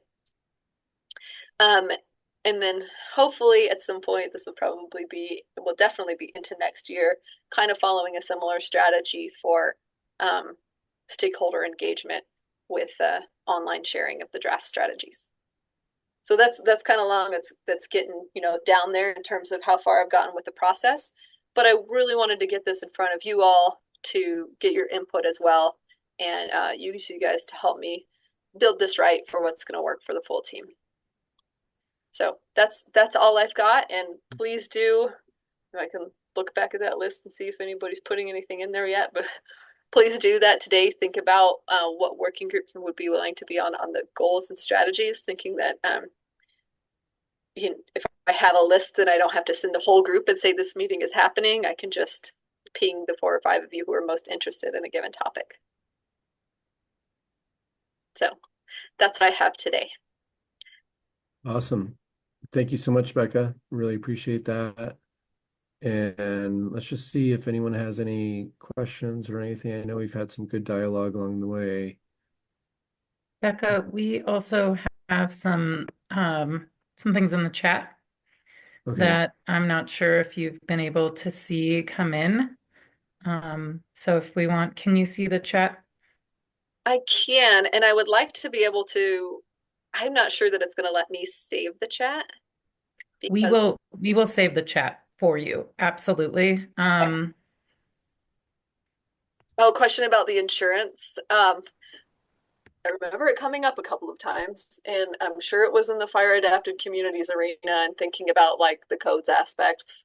But but I don't think we went very far down that rabbit hole in the amount of time that we had. So that's what I remember of that, Lynn. Okay, Becca, I would be happy to serve on that work group. Okay, on the with the fire adapted forests and communities piece. Great. Yeah, yeah. I'm gonna put an X in there for you right now. And then Madeline's got her hand up, and Allie, help me see what else I've missed in the chat while she's asking. Hey, Becca. Yeah, thank you so much for your leadership and taking this on. I think developing a long range strategy is like trying to eat an elephant. So I think you got a good process for taking one bite at a time here. A quick question and then some comments. Just to clarify, did I hear you say we're trying to develop like 3 to 5 goals? Is that overall, or is that for each of the themes? Or yeah, where did that number come from? I apologize if I missed that. I think I might have misspoken. What I had in my notes was 3 to 5 year goals, but I was thinking a handful around each theme. So I was thinking like, let's not have 50 goals. Let's have, something that's more reasonable and bite-sized in terms of short term and what's the most important things to start working on right away within each of these arenas. So I might have misspoke and tried to say both of those things at the same time. I do think we're going to need more than 5 goals and strategies to achieve that vision that we've laid out. You beat me into one of my comments. I think so as well. And great to hear that we're going to have a temporal component to this as well. I think it might make sense to have the short-term goals, medium-term goals, and long-term goals within each vision as well, just to help break that up a bit. That's going to be a hard part, like the directive and what I'm here to do, and what the way that the legislation is actually laid out is to develop short-term and strategies for that. So the groups who are in those working groups figuring out those goals are going to have to kind of think big and be like, okay, well, what does that look like? How many hundreds of thousands of acres does this need to happen to in order to get there? And what can we reasonably do on our way in the next few years? Right. And so that's a little bit hard backpedaling without necessarily setting hard targets right now at that 30-year scale. Yep, absolutely agreed. Yeah, we'll see what those conversations look like in the groups. And then just 2 comments for you. One, I put in the chat about smoke. I do think this is a very important topic for fire adapted communities. We may not be able to control smoke output, but we can control how our communities are prepared to receive smoke, and the air filtration systems and the other systems that we have in place to receive more smoke that we know we'll be getting in the future. So we just recommend moving that to communities and really focusing on community preparedness as a component of that smoke management. And then the other item that I just want to bring up might fit into this functioning ecosystem is post-fire reforestation and recovery as well. I think that's part of the vision that I have in mind, is how effective that we're going to be at restoring the landscapes that are impacted by wildfire. So I just not sure, quick look through it, didn't see it mentioned. I'll certainly sign up for that work group, but just throwing that out there as another component to consider for a long-term strategy. I'm going to put an X on the functioning forests and resilient watersheds for you right now, just so because that's the one that I think it is. And Allie had brought that up as well in terms of we are going to have bad smoke days as well. So we need to make sure the preparedness piece is in there, which has been captured in some of the refinement planning information, but wasn't in kind of the latest and greatest language that the teams had refined a couple of weeks ago. So I mostly gave you something that's a little bit more raw that hasn't been checked all the way through that process yet. So I'm glad that you brought that one up and brought that to light as well. Becca, just a couple quick comments in the chat. John Ring said, not sure the mention of coastal communities in the first or second slide is needed. We hit on the insurance. Shout out to the graphic illustration as a great addition from Amy Moyer. Also shout out from the recreation end of the world from Scott Jones with the recognition of benefits to recreation from a healthy forest. And then Christine was just interested in knowing how we can get this out to the folks who aren't here today at this meeting, like Brett Wolk with CFRI and Selwyn Weitzcook and other valuable perspectives. Yeah, and I'm happy to work with you and Courtney on that as well. But I did share this full slideshow is open and shareable, including the notes that have the links to the other things that people can sign up from. So hopefully that will suffice to get them engaged. So thank you all so much for, I think I'm a tiny bit over time. So thank you all for allowing me to come and share with you today. Awesome. Thank you again, Becca. Really appreciate your great work on this. And thanks everyone for your participation. And more input we have, I think it'll be a stronger document and vision for what we need in Colorado. So that's great. Okay, next up, Courtney's going to share with you the latest on the council's annual report that we do every year. And it's my understanding there were some slight modifications that Courtney will kind of walk us through, and we'll make sure everyone's comfortable with what that looks like right now. So Courtney, the floor is yours. Thank you, Dan. Yeah, it's a really fun time of year when we're able to look back at what we've accomplished. And this report covers the work of the council from September of last year to September of this year. I appreciate everyone who went through it and made some changes. Those have been incorporated and sent to you in what we called the final draft. Brett Wolk did come back with a few more small changes, so I wanted to just run through those. And then I'll have Dan welcome you all to approve the report. So I'm going to share my screen. And maybe also walk you through the report for folks who didn't have the chance to look at it. Can I get a thumbs up if you're looking at the report? Okay, beautiful. So it's really similar to last year. We have a welcome from Dan. Thank you, Dan. We have some information about the council, including the membership, because this is running from September of last year to September of this year. If you were just appointed to the council, you won't see your name here. And some people who have phased off or have had to leave in the last year, their names still might be here because we included the people who have been on the council the majority of the time for this year. We have our statutory duties included, as well as a recap of some of the main topics we covered this year from each of our meetings. We reviewed some of the great trips that we took as a council this year. A small preview of the 30-year vision development, since most of that has happened in October. We didn't go into it too much in this annual report. There'll be a lot more in the 2025 annual report. Here we have the 2025 legislative session recommendations. There were a few tweaks made here, mostly for consistency between the recommendations. Some of them had more background information, some of them had less. So we put a little bit more information in here for consistency, and also just made a few changes that weren't content changes, but rather just structural changes for consistency.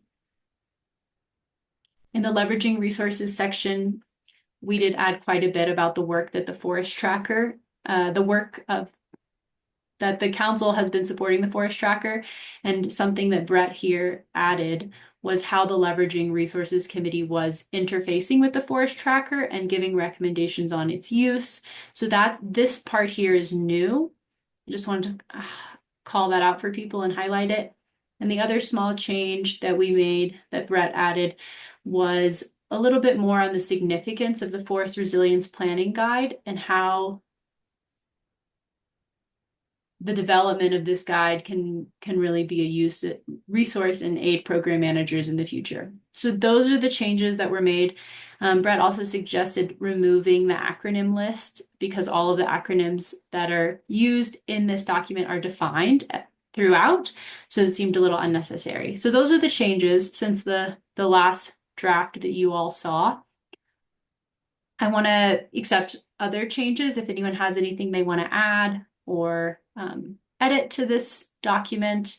If you feel uncomfortable with the changes that I've named, we can talk about those. And otherwise, I'll pass it back to Dan.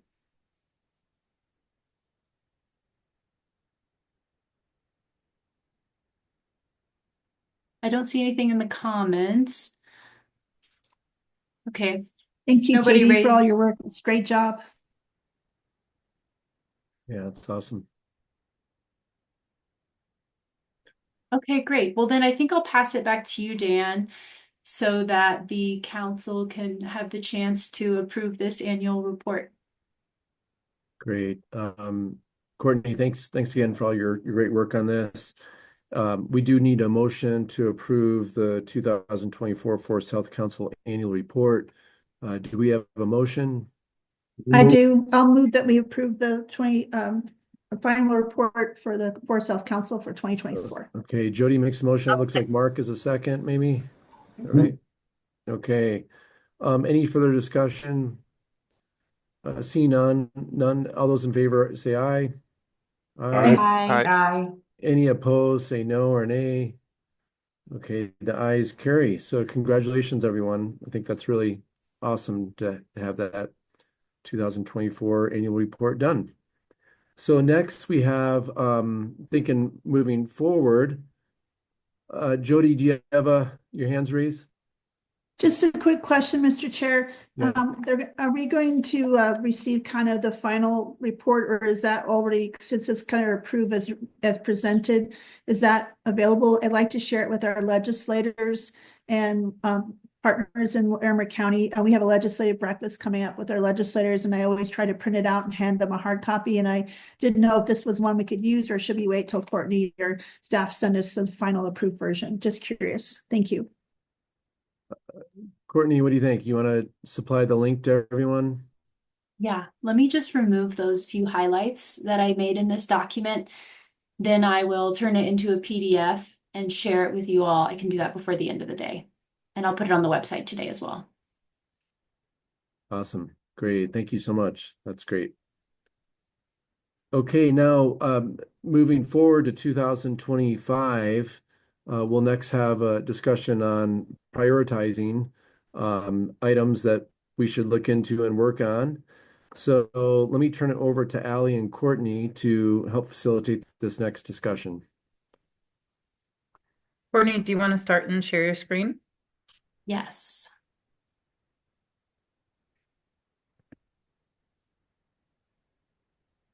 Okay, so now that we've looked at 2024, we've talked about all that we've accomplished.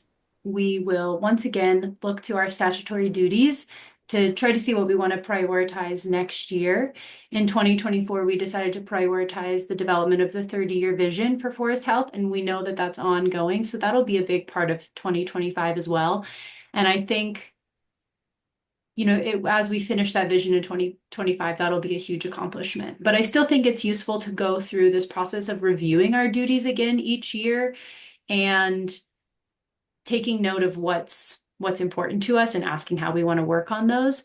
So I'm going to review the results of the survey that I sent out last week, and then Allison is going to get more people's input because unfortunately only 12 people were able to fill out the survey. So there will be a time for other people to give their input, and then she's going to lead a discussion on what that really means for us next year.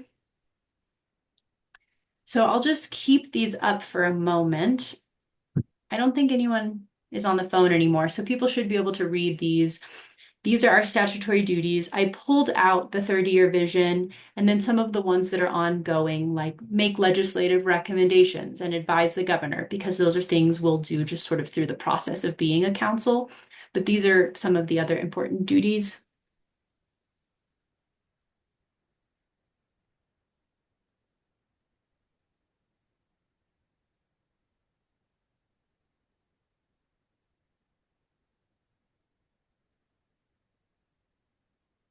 I asked people to rank these 1 to 6 in order of importance. And it was really interesting. It's very clear that y'all are a diverse stakeholder body, because some people ranked one item as 6 and other people ranked the exact same item as a 1. So it's great that there's diversity here. And I also think that's why it'll be nice to have a conversation. Here we have the results with the top 2 priorities being strategy development for growing capacity and landscape scale state priorities. So I'm going to pull those 2 up again so you guys can see what they are. and I'll read them this time because there's less. Strategy development for growing capacity. So this is identification of strategies for building sustained capacity to conduct forest restoration and wildfire mitigation work at scale through collaboration across multiple agencies, organizations, and jurisdictions, public-private partnerships, innovative public and private funding vehicles, shared stewardship, and other solutions, with emphasis on leveraging and maximizing the impact and reach of state funding. The other duty, landscape scale state priorities.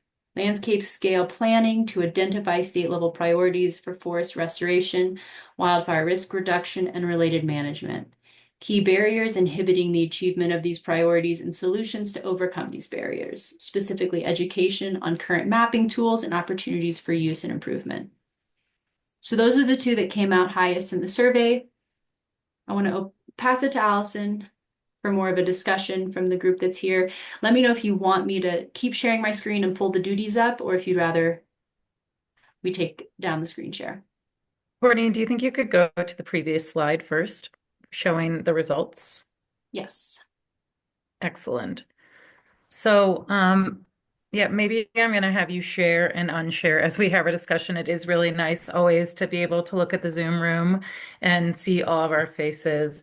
But I guess before we go into a deeper discussion, anyone, I want to leave this opportunity for anyone that wasn't able to fill out the survey to unmute and share some of your priorities on this list.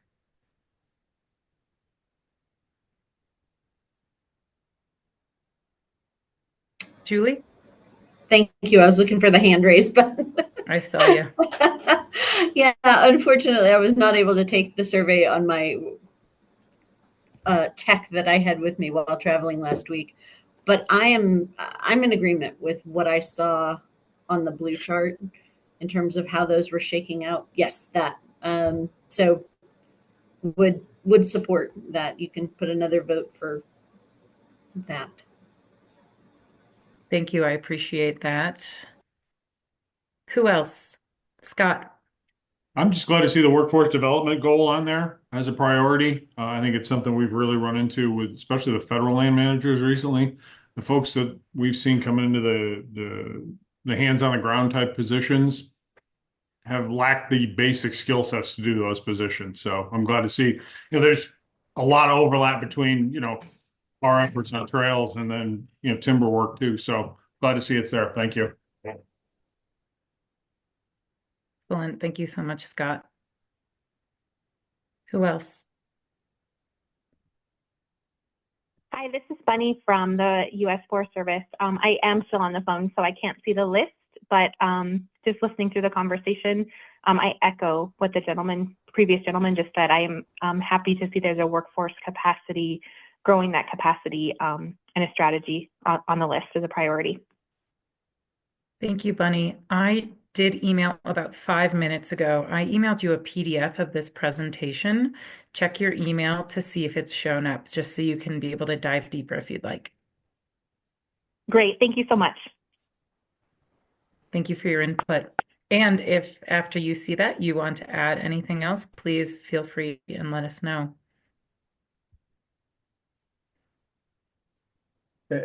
I'll just add, I think it's a great list. They're also interconnected in so many ways, right? I mean,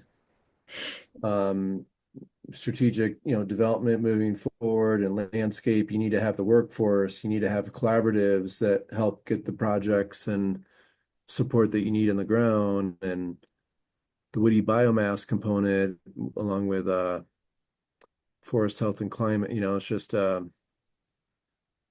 all very important topics for sure.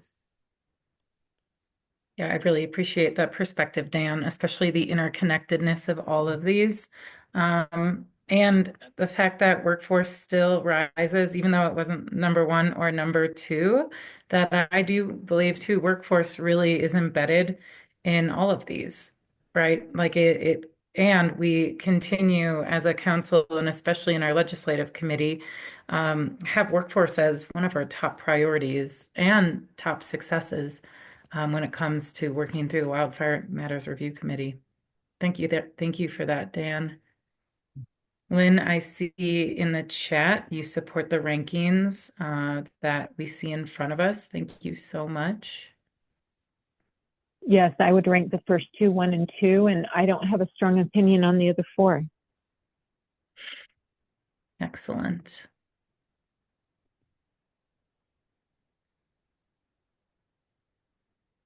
Anyone else? We're actually a little ahead of schedule with our meeting today, and so I'm super grateful that we have tons of time. Go ahead, Dan. Allie, so I don't know if you have other items to share within this, but what do you need from us, I guess next? Do we need to zero in a little bit more on, what does this really mean on some action steps that are associated with some of these, or do we need a formal motion to support this kind of slate, or what do you recommend? Yeah, I think if everybody's given their input, I think, well, first I wanted just to have more discussion on, what it means to move as a council to move forward with these recommendations or these priorities. And then also, Dan, a vote as a council to approve. And we don't have to stick with the first two, because obviously we heard from a few people that workforce is also very important. But I think a vote from all of us to say, yeah, we would love that these 2 or 3 priorities are what we're going to focus on next year.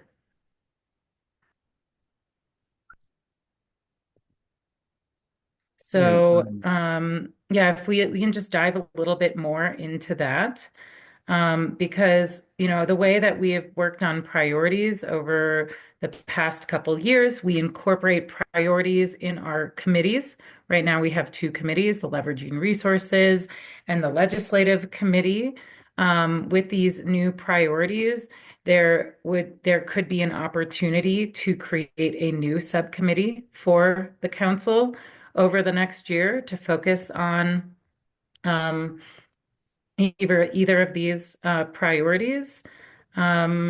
In addition, as we know in our quarterly meetings, we invite folks to come and present to us so we can learn more. Today was incredible. We had the outdoor strategy. We're learning about some of the other works of our committees. And so that's another way that we can incorporate these priorities into the council.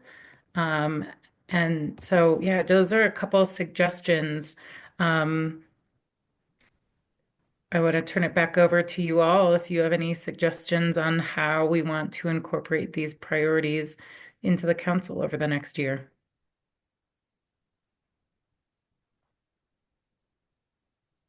Go ahead, Commissioner.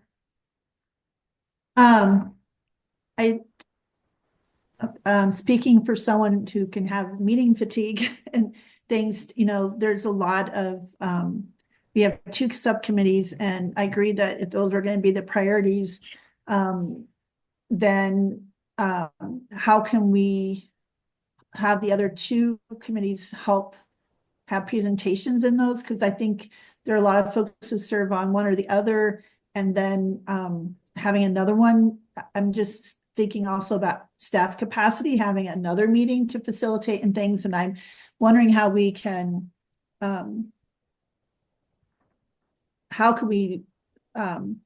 incorporate those priorities in presentations in both subcommittees already, just to kind of think about planning and time and capacity and just thinking about the council's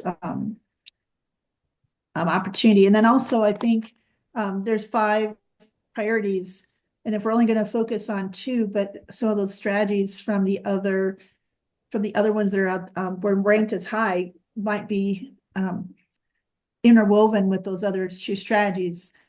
I'm just wondering if that means we don't discuss those or look at those other priorities at all, and we're only focusing on those 2 for the next year. I'm just curious about that. So I'm just wanting to get clarification on that. Thank you. Mark, before I turn it over to you, Commissioner, I think that we can weave other priorities, in and incorporate others. I mean, Courtney, I'm looking at you too. I know that in the past you've, really settled on 1 or 2, but, when you read through the strategy development for growing capacity, that just reads workforce development, right? Like and so just for one example, and I think we could look after this meeting, and Courtney and I could take all 5 priorities or 6 priorities and see how there is some interconnectedness in between them, so that we're not necessarily eliminating, an opportunity as a council to learn or grow in some of our priorities. So I think that would be my suggestion for that. Thank you. I think that's a great suggestion. And what do you think about the suggestion of, do you all want to add another committee, or do you want to, I mean, I'm just curious about that because, like today, they tried to insert another meeting on my lunch break, and that didn't work out today. So I'm just curious about some of that. I really appreciate your thoughts on not adding another committee. I think that both of these could fit under our current committee structures. The Leveraging Resources Committee could take one, or the Legislative Committee as well. And yeah, I think that I think not adding another meeting is something that could be beneficial for most of us. But at the same time, I don't think that's my decision to make. And if you all as a council really wanted to dive in and make another subcommittee, I'd want to hear from others as well. Mark, you are next. Yes, excuse me. On the biomass, I find that interesting in its placing only because the discussion I've been looking for a long time is how much biomass we intend to remove from the forest versus how much biomass we're going to manipulate and possibly leave in place. And my interest in that is it is a huge cost driver for many of the other things that you're trying to implement. So I guess what I'm looking for there is clarity on the science of how much we're going to remove and what processes we're going to have in place to do it. I'm not a proponent one way or the other than looking for some direction on what we are going to do. Many of the projects lately have had large components of biomass removal in them, and it's very much a big cost driver for you. And I guess my mention of the biomass is, let's see the science of how much do we really need to take, and then that affects so many other things that we're trying to do. Thank you, Mark. And I really appreciate that. I was really looking forward to this discussion because I find it a little difficult to just think of 2 of these as priorities. When I read the landscape scale state priorities, prioritization in our statute, in it talks about our key barriers of achievement of these priorities, overcoming solutions to these barriers, and diving deeper into that. So I don't think that has to be eliminated. And I think that you bring up a really great point that biomass is part of everything that we are doing. And so I would just say that even though it ranked low, I don't think it's going away.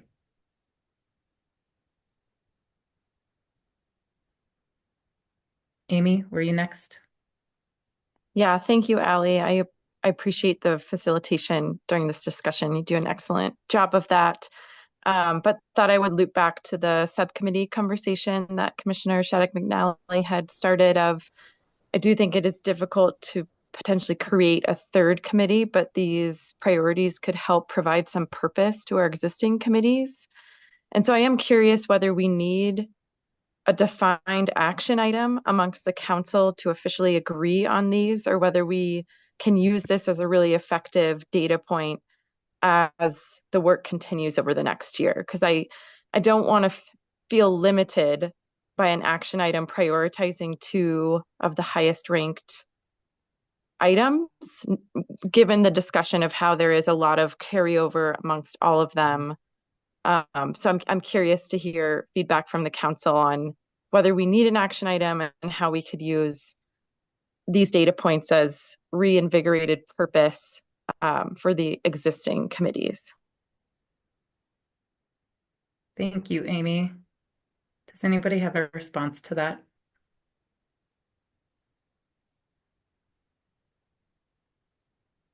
James, your hand was up before. Do you have a response to that? Or do you, okay, yeah, Katie, go ahead. Yeah, I actually really like what she was just saying. And the more I look at all four of the lower ranked ones, I almost feel like the two highest ranked ones were ranked highest because they encompass the things that all of us can agree on. And then the specifics are where like each of our niches come in. And so I almost feel like maybe we look at the top two as kind of the guiding, the North Star, as is our word lately. And then we know that all the other pieces are supporting those two as our bigger goals. Thank you, Katie. I couldn't agree more. Dan? I just want to follow up with that as well. I think that makes a lot of sense. It seems like, looking back at the 6 items, like workforce is a part of everything. You could have that be incorporated, and then the strategy development for growing capacity, you could include biomass in that too. And like maybe our team can kind of work to incorporate everything similar to what Amy was saying, and that we don't leave anything off the table, but we can include all this potentially. Thanks, Dan. Before I turn it over to James, Mark? Yeah, I view what just happened here as the group as a whole focusing what we're supposed to be doing in the 2 committees that we have. I don't think we need another committee. We've just been told this is where we need to look, and I think everything can be inclusive, but just to me, it just brings into focus what's most important to the group. Yeah, I'm so grateful that for your comments and starting this discussion, Mark, of how and everyone else who added to how everything is interconnected. James.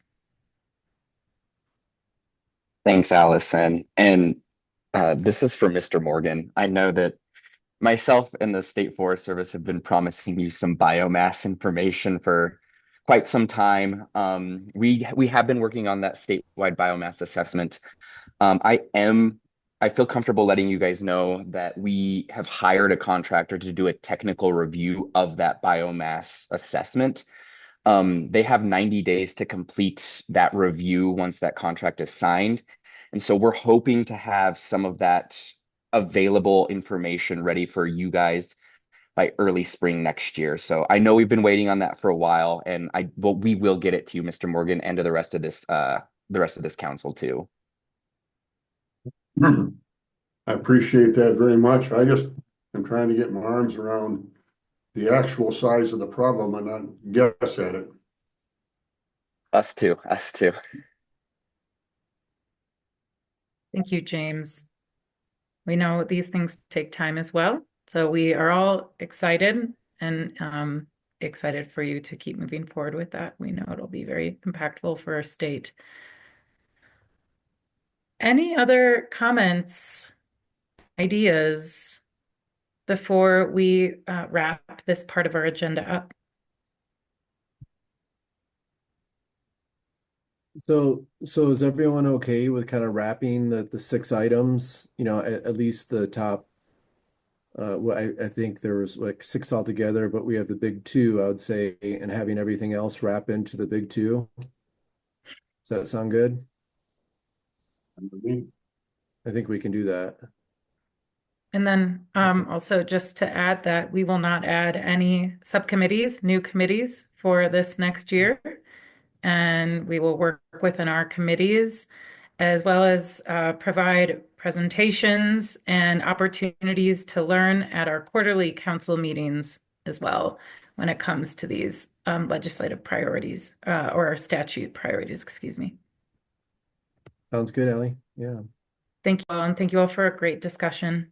Yeah, thanks for helping to facilitate that. That was great. I appreciate everyone's comments. So next we have a break, but I say let's power through and skip the break and move to roundtable updates. Does that sound good? Okay. So for this, just raise your hand, or if you're not able to raise your hand, feel free just to start talking, like any updates you want to give for your organizations you represent that we should be aware of.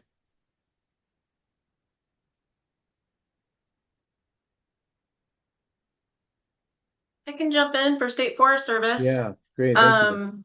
So Senator Bennett toured Charm Industrial, which is a biomass facility in Fort Lupton that's taken biomass from Upper South Platte Partnership Projects, which is a co-swap and RMRI priority area.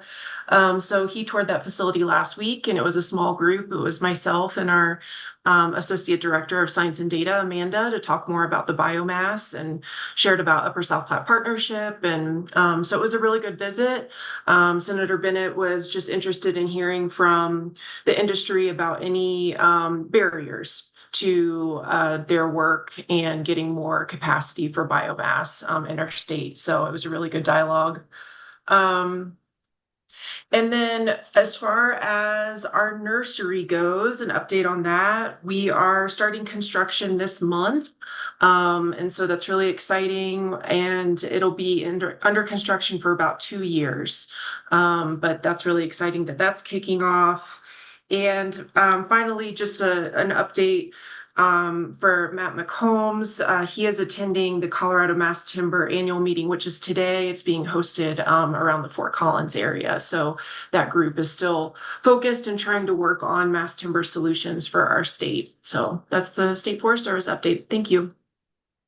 Great. Thanks so much. Okay, other updates. Okay, Julie.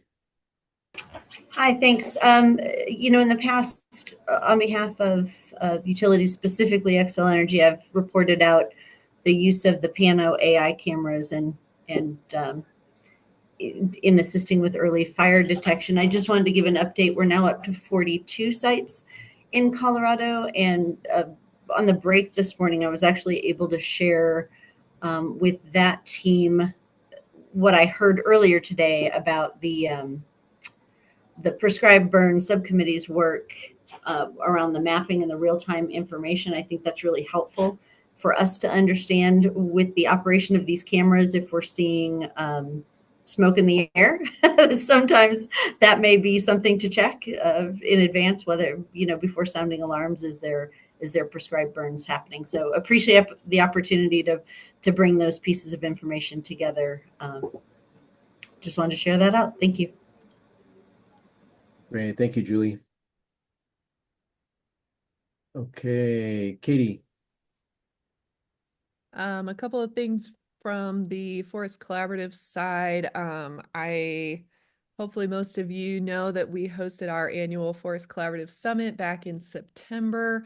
One of the things that came out of that was a list of recommendations from place-based collaboratives up to agency leadership.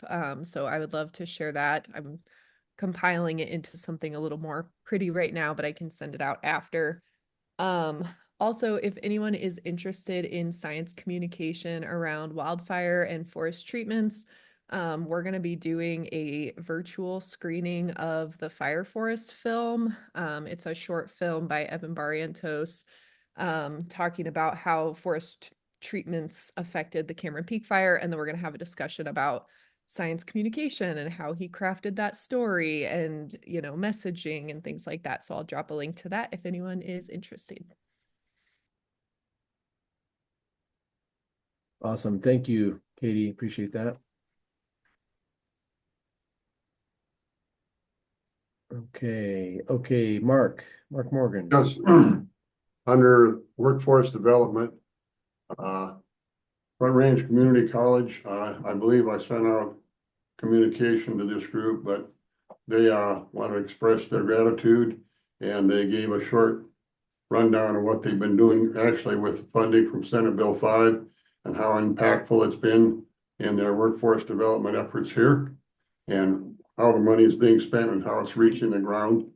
And so very much Jennifer Lee sends her thanks and appreciation for that effort from this group. So I believe, Courtney, that you got an email from us on that. I don't know. Anyway, it's really helped revolutionize their program, and they're adding to the capacity here. It's occurring on the ground. It's been quite successful. Great. Thank you, Mark. Okay, other updates, agency updates. Or updates, it doesn't have to be agency.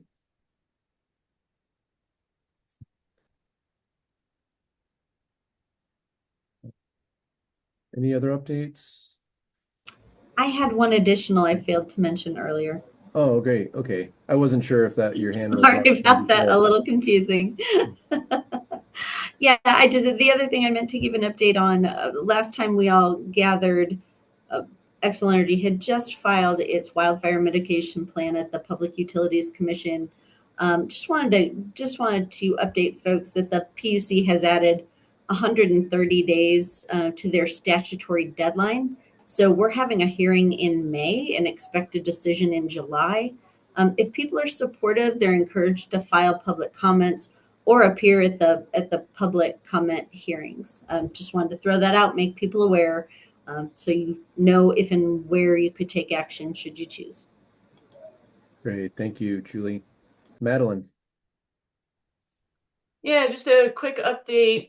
Must have been Biomass Week for the Colorado Senators last week. I was actually out with Senator Hickenlooper to tour Biochar Now, another biomass facility in Berthoud, Colorado, and we had a good group there. Some climate activists and some folks who are more interested in wildfire, like myself, and got to share the benefits of that technology with the senator there. So it's great to see so much interest from our Colorado delegation in Washington on these wildfire issues and wood utilization in particular. And then the other update I heard earlier today that the Colorado Post-Fire Playbook was a model for the guide that this group is working on. I did want to let the group know we are relaunching an effort to revamp, revitalize, and update the Colorado Post-Fire Playbook.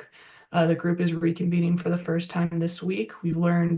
I was in that initial effort in 2020, and I personally have learned an incredible amount after the 2020 wildfire season. So we have a lot of great new information that we're going to be putting in the Colorado Post-Fire Playbook. So keep an eye out for a revamped version of that coming soon.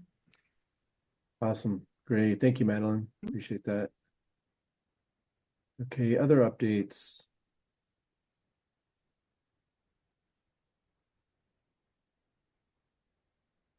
Any of the commissioners have any updates on CCI or CCAT, any ledge priorities that have anything to do with forest health or wildfire related topics? So I can update just a little bit. In CCI, we've had a series of educational events or meetings with a very large group of county commissioners at CCI.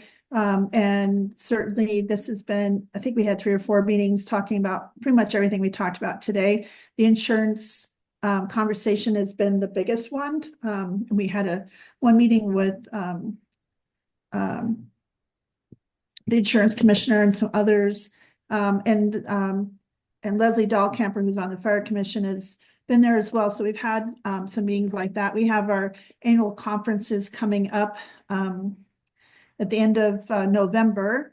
And so I know that we're pushing to have some wildfire presentations at both conferences for Colorado, for CCAT, Colorado Counties Acting Together, and Colorado Counties Incorporated. And so I don't know those final agendas yet. I have been a little busy with other things, but I know that we were pushing to try to add all of that, for both conferences, having a discussion on forest health and wildfire mitigation efforts. So it's something that we've kind of informally formed a wildfire commissioners group or talking group, and we're hoping to maybe make that a little bit more formal, or have some meetings and discussions. So but it's progress, and at least we're talking about it a little bit more.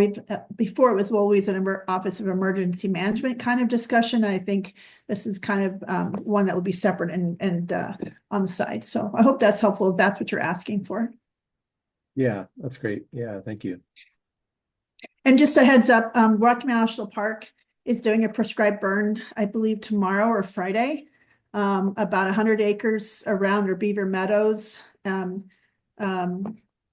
entrance. I know the new superintendent is very supportive of doing prescribed burning, and it's going to be mostly grass and not really trees, but it'll be around that Beaver Meadows entrance. I think it's on their kind of complex. It'll be mostly inside the park, but it kind of goes really close to the city limits of Estes Park. So I didn't know if anyone had heard about that, but they put out that notice today to the public. They're planning about 100-acre burn. Small, but I know they've been trying to do some of that work. So I just wanted to share that. Right. Thanks, Jody. Appreciate it. Okay, any other updates? I have a couple quick updates. First of all, this Friday is a big day for if you work for the state of Colorado, in that it's the day the governor formally submits his budget. So, I know a lot of different departments that, are potentially adding programs or FTE and so forth, definitely have a close laser focus on that. So I know for me, for Friday, I'll be busy making a few calls to different organizations and folks, letting folks know what's in the budget and how it pertains to the DNR. Unfortunately, I can't give you all the details right now because I don't want to get in front of the governor, of course, but just want to make sure everyone's aware of that. Along with that, our COSWAP program, our workforce development grants, the deadline is this Friday for folks to apply. So there is still an opportunity for entities to apply for those funds. And then also, new this year, COSWAP is also partnering with a program that's housed within the Colorado Water Conservation Board called Wildfire Ready Watersheds. And so it's going to be kind of COSWAP and Wildfire Ready Watersheds partnering with the Landscape Resilient Investment grants moving forward. So I think that's a really cool partnership and a great opportunity to try to get more money on the ground, frankly, in targeted areas. So I think that's it from my team, unless Allie or Courtney, Roberta, anyone on my team, if you have anything you want to add for the DNR. No? Okay. No. All right. Let's move now to public comment. I can't tell if there are folks maybe on that would like a few minutes to chat. If you're not a voting member, you're welcome to have a few minutes. Courtney, I can't tell. Is there anyone that's signed up or anything? No, I don't see anyone online, and nobody's commented in the chat, so it looks like Okay. no. Okay. Going once, going twice for public comment. Okay, looks like we don't have anyone.